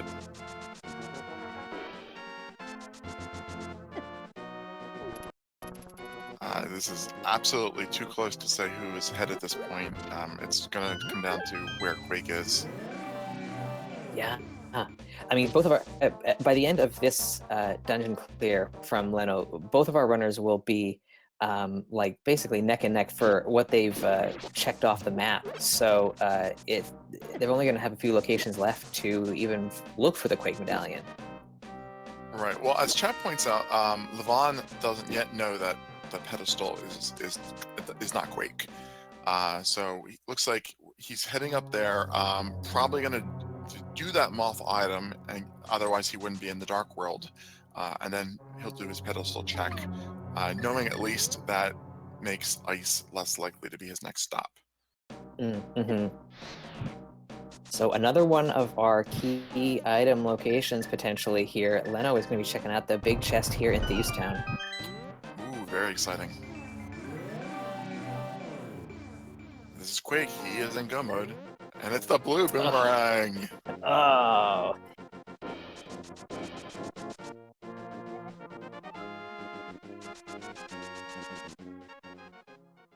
Blue boomerang is an excellent item to find, but not a go mode item. So Lavan gets his pedestal knowledge and is gonna finish off Mothula, hopefully.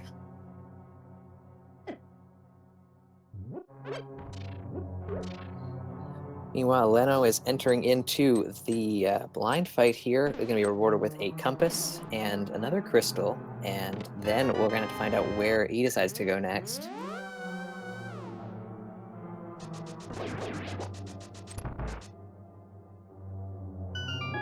Lavan did check the small chest there first, just in case. Not the item he needed, and there's no better time than to come out there than now, and it's a quick fight, so that would be yet another item we can cross off our no mode list.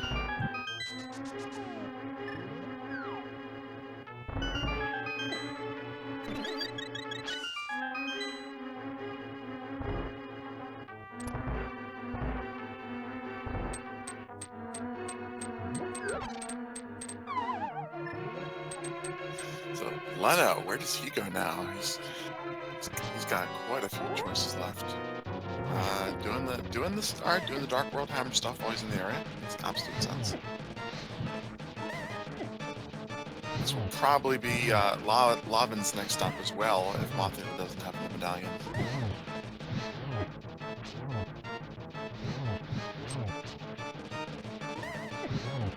Mothula not giving him friendly patterns at all. And Quake is in the hammer pegs. Leno is in go mode now. 138. Wow. Well, fortunately for, he's going to check the dust as well while he's here. Just might as well. Very fast check. Looks like he still wants another sword at least. This is actually pretty good news for Lavan, I think, because having not done any of the blacksmith sequence checks, these 4 spots are probably his best place to go. So hopefully he'll get quick soon. Yeah, I would imagine that given that he's got either a dive back into Thieves Town or taking care of Blacksmith, Purple Chest, all that, he's going to choose that route instead. And so we'll take care of Hammer Pegs and realize that he is also in go mode and be heading up to Turtle Rock shortly. I'm gonna make a prediction here. We're gonna see one of my favorite things happen. He's gonna pick up the Blacksmith, and then he's gonna do the Hammer Pegs. He's gonna find he's in go mode and has to get rid of the frog. Yeah. I love it when that happens. So he's checking the big chest. This is so I guess all right. So Mathila didn't have an item, had the big chest key. All right, I didn't notice that.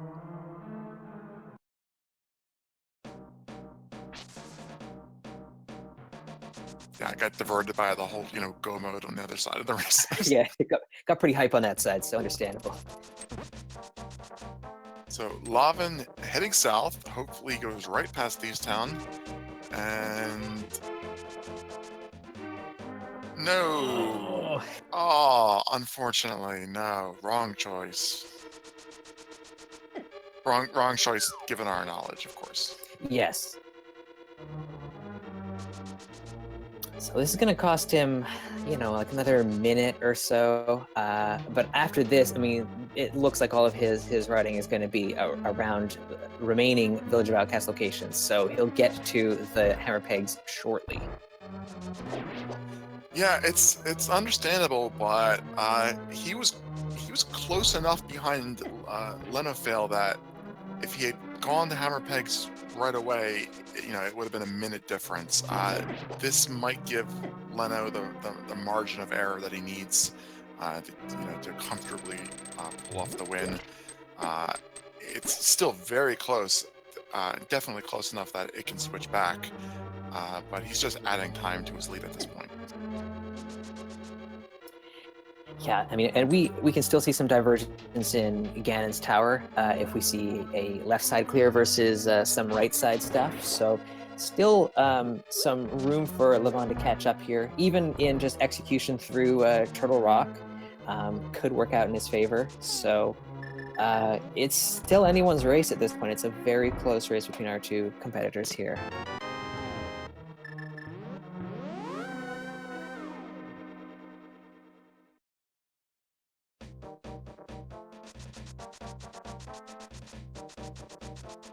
So already out of Thieves Town, and it's gonna do exactly what I wanted him to do. So let's see his moment of realization when he has the frog.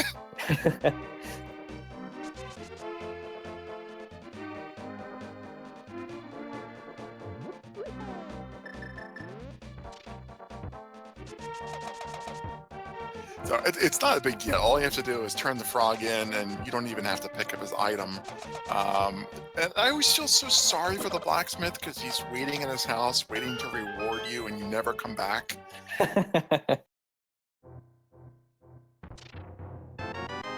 at 142, Lavan's in go mode. Only a few minutes later, but just has to ditch the frog.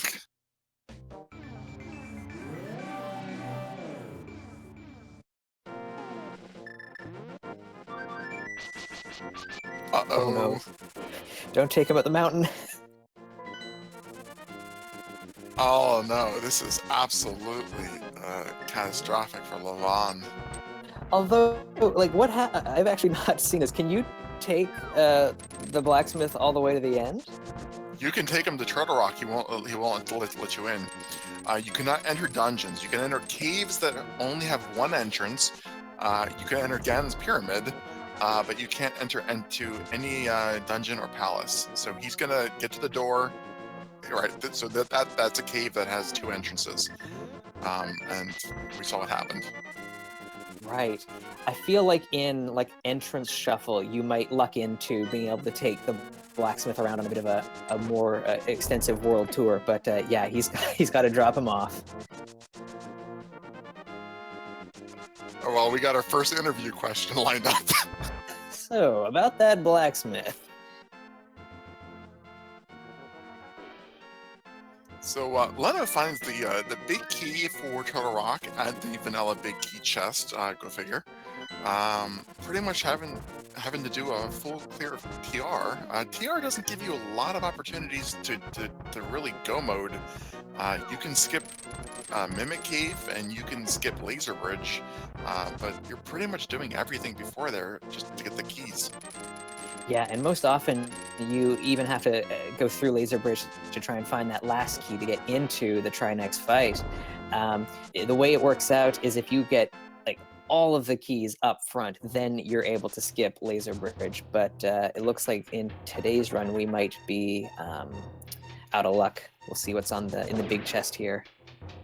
Ooh, Leno pausing to check out the Mimic Cave. I mean, maybe looking for a sword upgrade at this point. So close to GT. I don't know how comfortable each of the runners feels doing Master Sword Ganon. Tempered Sword definitely speeds it up. I think if you're not really practiced with the fight, it's worth hunting for a sword if it's not too far out of the way. Yeah, even for the Trinex fight with Master Sword is a little bit of a slog, so you'd have to maybe resort to hammer strats, and if you're not comfortable with those, then it makes for a more challenging Trinex fight. Yeah, doable with the Master Sword. Half magic makes it's very difficult without half magic and hammer. That's a fight you absolutely have to practice. But at least with the half magic, you can burn down the ice head and make that side a little bit easier. Yeah, definitely.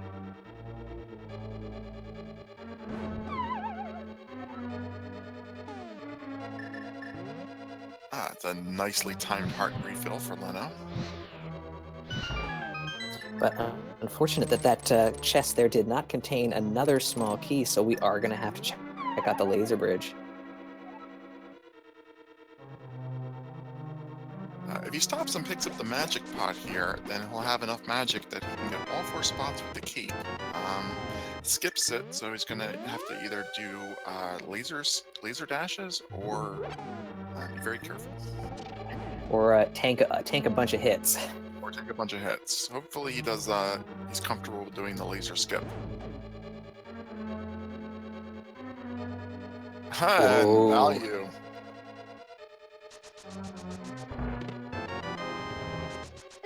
Well, that is good news for Levon as well, because that's a chest that he's absolutely going to be checking as well in search for this final key. So both of them will have Tempered Sword, at least Tempered Sword and Silver Ganon.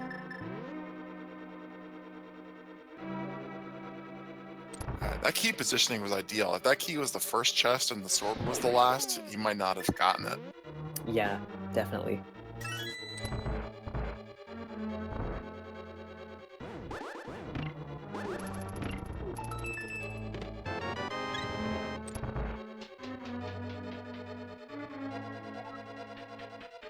So chat, hoping that Levon doesn't skip the big chests.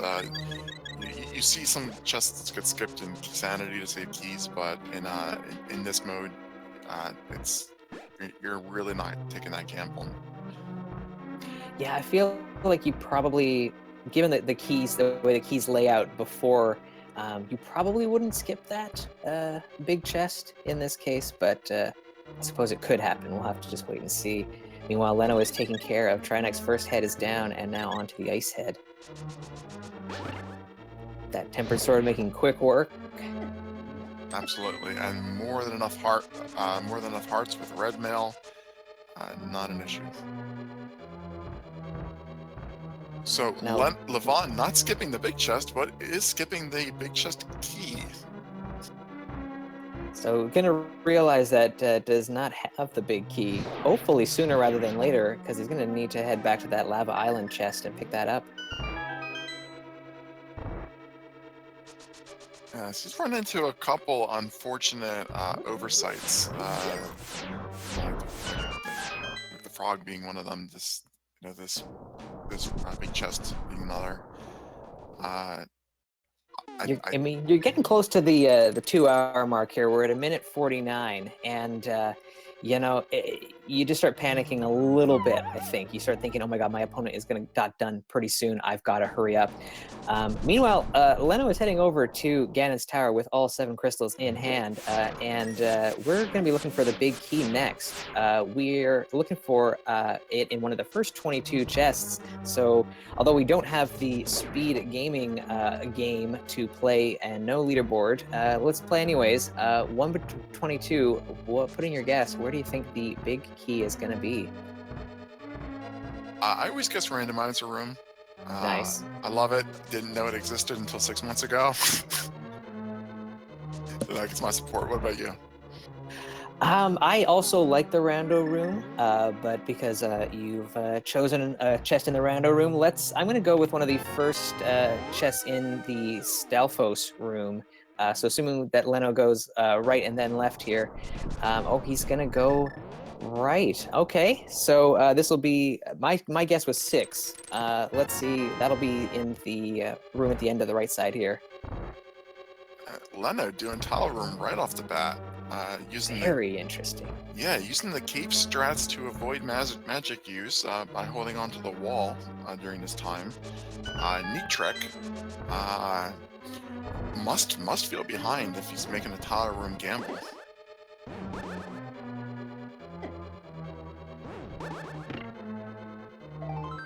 I mean, if this turns out to be the big key, then that is a pretty clutch guess.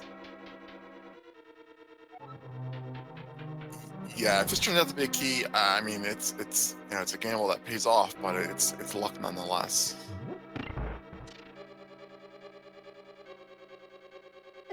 And not the big key, so we are doing a full right side.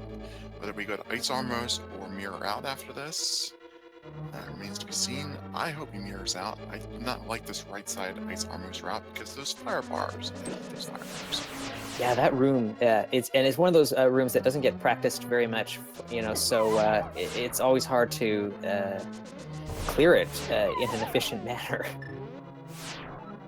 So Lavan picked up the key in a Burna somewhere that I missed. Using that to get through these I have no idea where that was. Because he didn't have it a few minutes ago, I thought.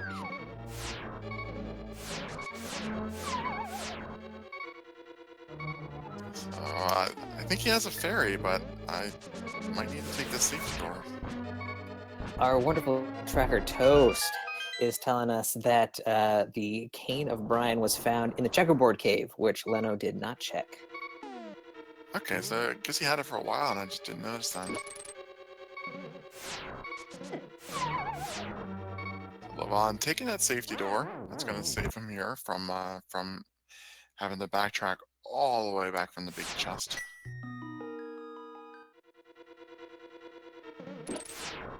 And the big key. Alrighty, so I think that was chest 8, based on the order. Oh no, 9. Sorry, because we got a tie room check as well. So that was chest number 9. So Sports Jefe, you got it right on the money, my man.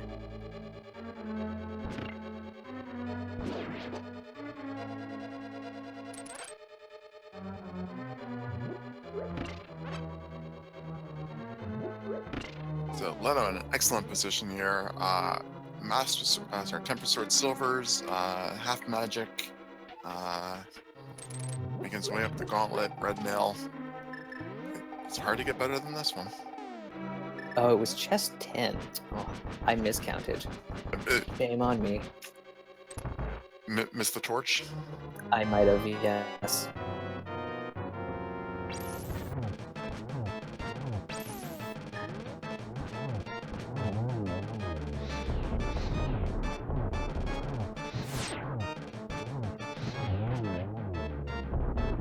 Well, we were playing Price is Right rules, so that's what I'll have to say. That's why Sports Jefe won. I'll admit that I prefer the ALTTPR randomizer channels that do not have that bot running, since counting the chests takes my focus away from watching the match. Yeah, I kind of agree. So Leno is entering into the gauntlet here.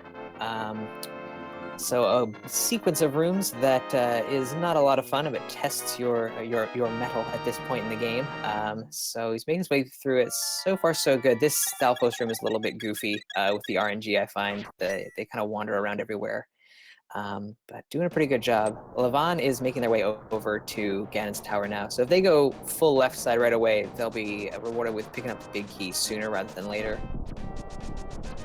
That would be, at this point, that would be a massive time savings because right side was at least including the tower room check was a big time sink. Yeah.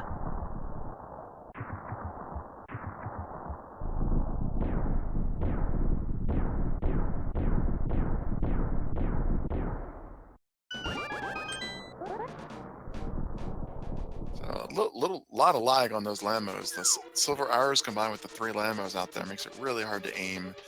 Misses the 1 cycle, but it does get the 2 cycle. And there's Hope Room check from Lavan, unfortunately continuing on. I guess you're thinking, I haven't seen my opponent finish yet, but you have to imagine that we're kind of in the same area, and thinking, okay, if I take this gamble and go right side, then it'll give me the edge that I need to either catch up or put myself ahead. So it makes sense. For the life of me, I am not a fan of the right side play at all. If it's going to bite me in the butt, then so be it. But I'm usually a left side player. Yeah, I mean, I guess I would call the standard play, or at least the most common one, being if you find a key, then you continue right at least for these 4 chests. That's at least what the majority of people do. There's no right and wrong option unless you alternate back and forth every other chest. Mm-hmm. But he did skip the tile room, so that saved him that time there. And if he mirrors here, which he's doing, instead of continuing right, then he's going to pick up his big key. I probably puts him about 2 minutes behind. Not too bad.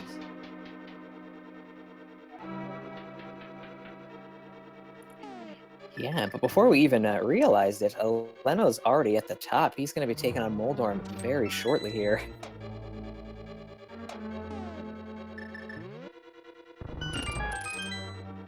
So Leno's still checking chests there. Not sure what he could possibly benefit from at this point. I mean, I guess thinking that that butter might give him just that little bit more of an edge, but the difference between tempered and butter when it comes to the final Ganon fight is pretty small. It might only save you like a handful of seconds. I think a bottle with a blue potion in it would have more value than the butter sword at this point. Oh yeah, I guess that could be it as well. Just another safety of some sort, considering we've only seen 2 bottles this run so far. Well, he got through Moldorm very quickly and is already into Aga 2. And this Aga 2 is actually the second Aga for a change. It's been a while. Yeah.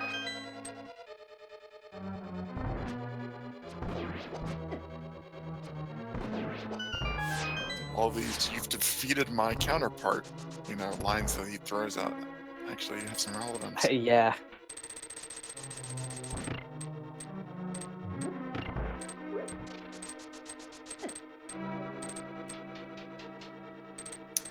Not getting the best of patterns, but still pulling it out in a fairly efficient time.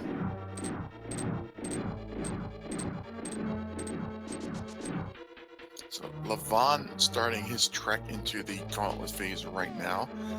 In Leno and Ganon with Tempered Sword, he has 12 slashes for each of the first 2 phases. And then, of course, Silvers will make phase 4 go by very quickly. Hopefully we get him in the corner, and we can get just the 3 spins he needs. Those are the best positions.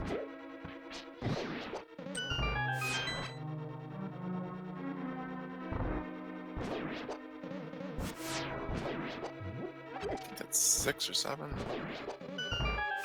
Alright, so got his 12 in, but wasn't able to 1 cycle it. If he gets up in the corner here, then he just needs 3 spins. Opting for slashes instead, which is okay. Might pull out the cape at some point, possibly. It's a common strategy we've seen. Keeping the hook shot out for now, though, to get those iframes in and dodge the fire bats. Well, he's got enough hits in, so he's moving on to phase 3. Just one hit for each of these 4 spots. I don't know if he has a fairy or a health potion. Hopefully he has one of those. He can take one more hit.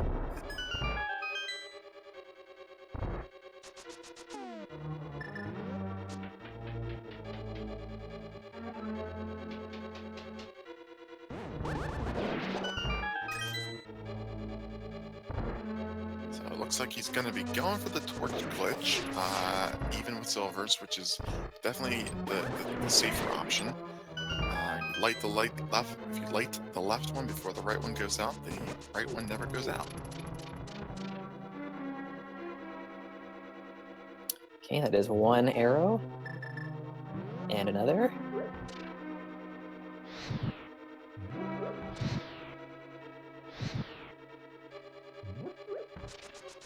And gets 4 singles in successfully. So nice phase forward. So all Leno has to do is not fall off the edge here and take a quick trip up the stairs, and we will be all good with this run. Lenophis is finished with a time of 2 hours and 34 seconds. Put your GGs in the chat. So close to the sub 2, but an excellent time nonetheless. GG Lenophis.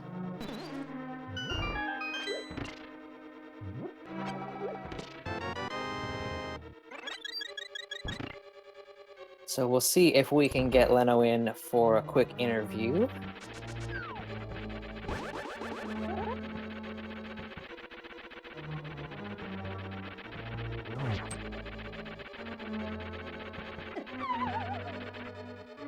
So Lavan finishing up his Ganon Towers climb, taking a fall to Moldrum unfortunately there, but not too far behind. Probably maybe a 5-minute difference here. If maybe not even that.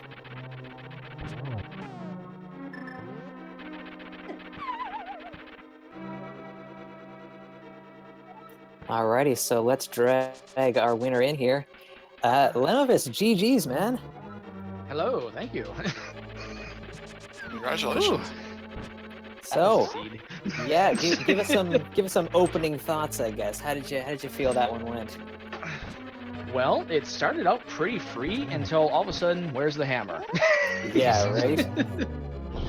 And shout outs to Zora with the worst ripoff of all time.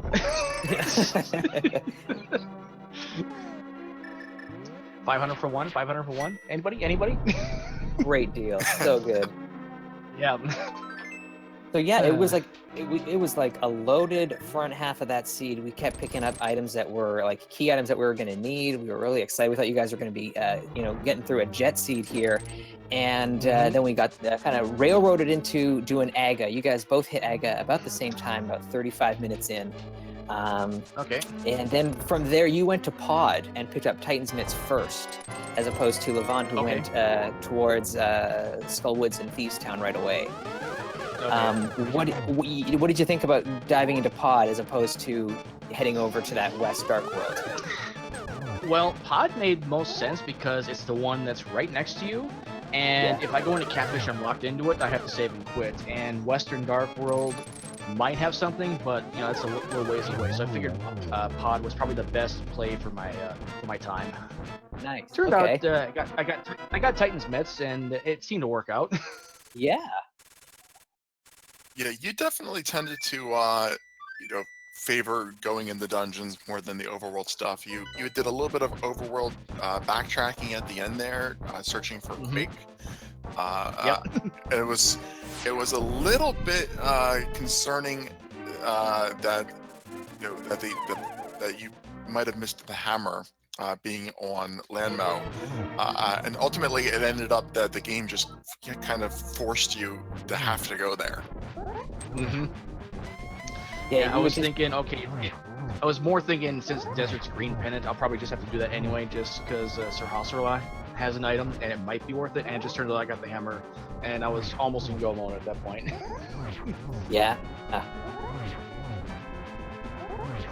One location that your opponent missed that we were really thinking might have that Quake medallion was the Thieves Town big chest. It only had the boomerang in it, but that was one that you might have had a real edge on your opponent if that had been that location, because Levon went through Thieves Town much earlier than you. Well, that's why I was actually putting Thieves Town off for so long, because I didn't have the hammer. I didn't want a chance having to double dip it, because it might have that key item. I'm like, okay, well, and then all of a sudden it's like, okay, Thieves Town is the play I have to make. Let's just go in here. And it worked out really nicely because, I mean, you were right there at Hammer Pegs after that. So, you know, it actually, you know, by putting off the Thieves Town play, you were able to route in that final go mode item a lot quicker.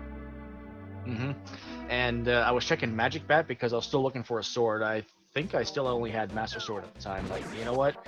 I don't like fighting Ganon with just a Master Sword. I'm looking for another one, and that's the reason why I checked the Mimic Cave too. So I'm sure you were pretty happy that you found the Tempered Sword hanging out on Laser Bridge there. That was a nice find. That was a really nice find. Unfortunately, Levon was having an excellent Ganon fight, but fell off right in phase 4. So he's starting up his second attempt. I had a question for you, Leno.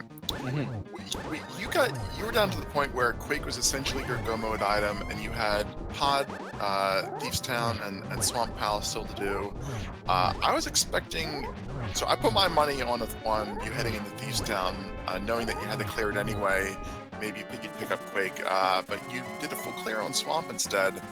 I was wondering, what was your thinking at the time there? Well, my thought was I can already clear Swamp. I don't have to worry about coming back to it. I can route in the Bombos tablet check if I needed to, because I actually meant to do that when I picked up the lunchbox earlier in the run, but I screwed up my routing and ended up just being, I think, couch cash anyway, so it didn't really matter too much. But I was thinking I can just full clear Swamp, and if it has something great, if not, I can continue on to my next dungeon that I know I have to do, or I know I can do. That makes sense. That lunchbox, that gave you quite a bit of trouble. Losing that is never fun, and you gave it a visit to Misery Mire, which is a place that very rarely gets to go.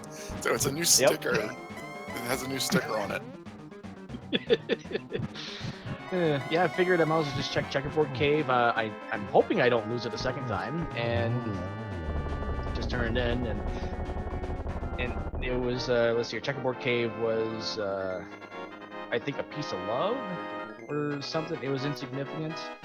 At that point, it was the Cane O'Brien, but I'm sure you didn't need it at that point. You had the cape, so if you needed anything like that, you would have just used the cape instead. Well, Levon finishes up his race defeating Ganon with an official time of 2 hours, 7 minutes, and 18 seconds. Only a 7-minute difference there, and that includes having to do Ganon twice. Very nice race. So we will be bringing him into commentary now to join us. Congratulations, Levon. Not too far behind at all. An excellent Ganon execution. Well, the second time, yeah. Yeah. I got a little greedy the first time. So yeah, give us some thoughts on how that one went. What do you think? It was pretty open at the first part of the sea. You had quite a few items at your disposal, but then kind of got railroaded into Aga. Give us some thoughts on how it went for you. I felt pretty good about what I did up to Aga, and I felt really bad about the fact that I didn't go straight into Pod without the hammer. You know, that's what your opponent did, is went right for Pod, picked up the Titan's mitts, as opposed to what you did. Although I will say that the way that you routed through the Dark World there, doing the kind of like the big world loop all the way around, was really nice to see. Although we knew that Titans were in Pod, and that would have probably cut a lot of that extra time out. Yeah, I liked my routing. Except for right at the end where I was going around checking all the single locations looking for that silly Quake. Yeah. Ooh, that was a brutal location for it. Yeah. just because Hammer was so late in the seed. Well, the different routes ended up actually working out to each of your preferences. Going to pod first, gave the Leno the mitts, but Leno decided, just to flute directly to Skull Woods and skip some of the over locations that he had to go and check later in the Great Quake Hunt. Levan, your route was definitely not an error. You very efficiently routed in all of Northern Dark World through Village of Outcasts, and then all of Southern Dark World too. Not having the mitts didn't cost you anything because you swam directly over and went in the pod, and you had no time loss. The only thing you potentially could have done would have been route in the blacksmith if you had the mirror, but and ultimately, ironically, the blacksmith was the thing that hurt you in the end. Yeah, that was rough. I get all the way up to Death Mountain. Why can't I go in? Oh crap! Yeah, the Blacksmith World Tour does have a few restrictions. He's a little shy. He doesn't like to face dungeon bosses, and he also doesn't like to enter into any cave where he's not sure if there might be another exit. He likes to know that he has a way out. Today I learned. So, but like I said, very nice execution for both of you guys. I strongly encourage you to go back and watch this VOD. It was a really fun race, and Quake was a little bit out of the way. I'll give you that, but you had more than enough health, more than enough safeties. Excellent early progression.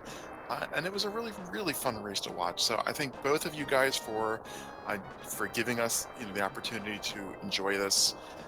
Leno, moving on, staying on the bubble for the remainder of the tournament at 2-2.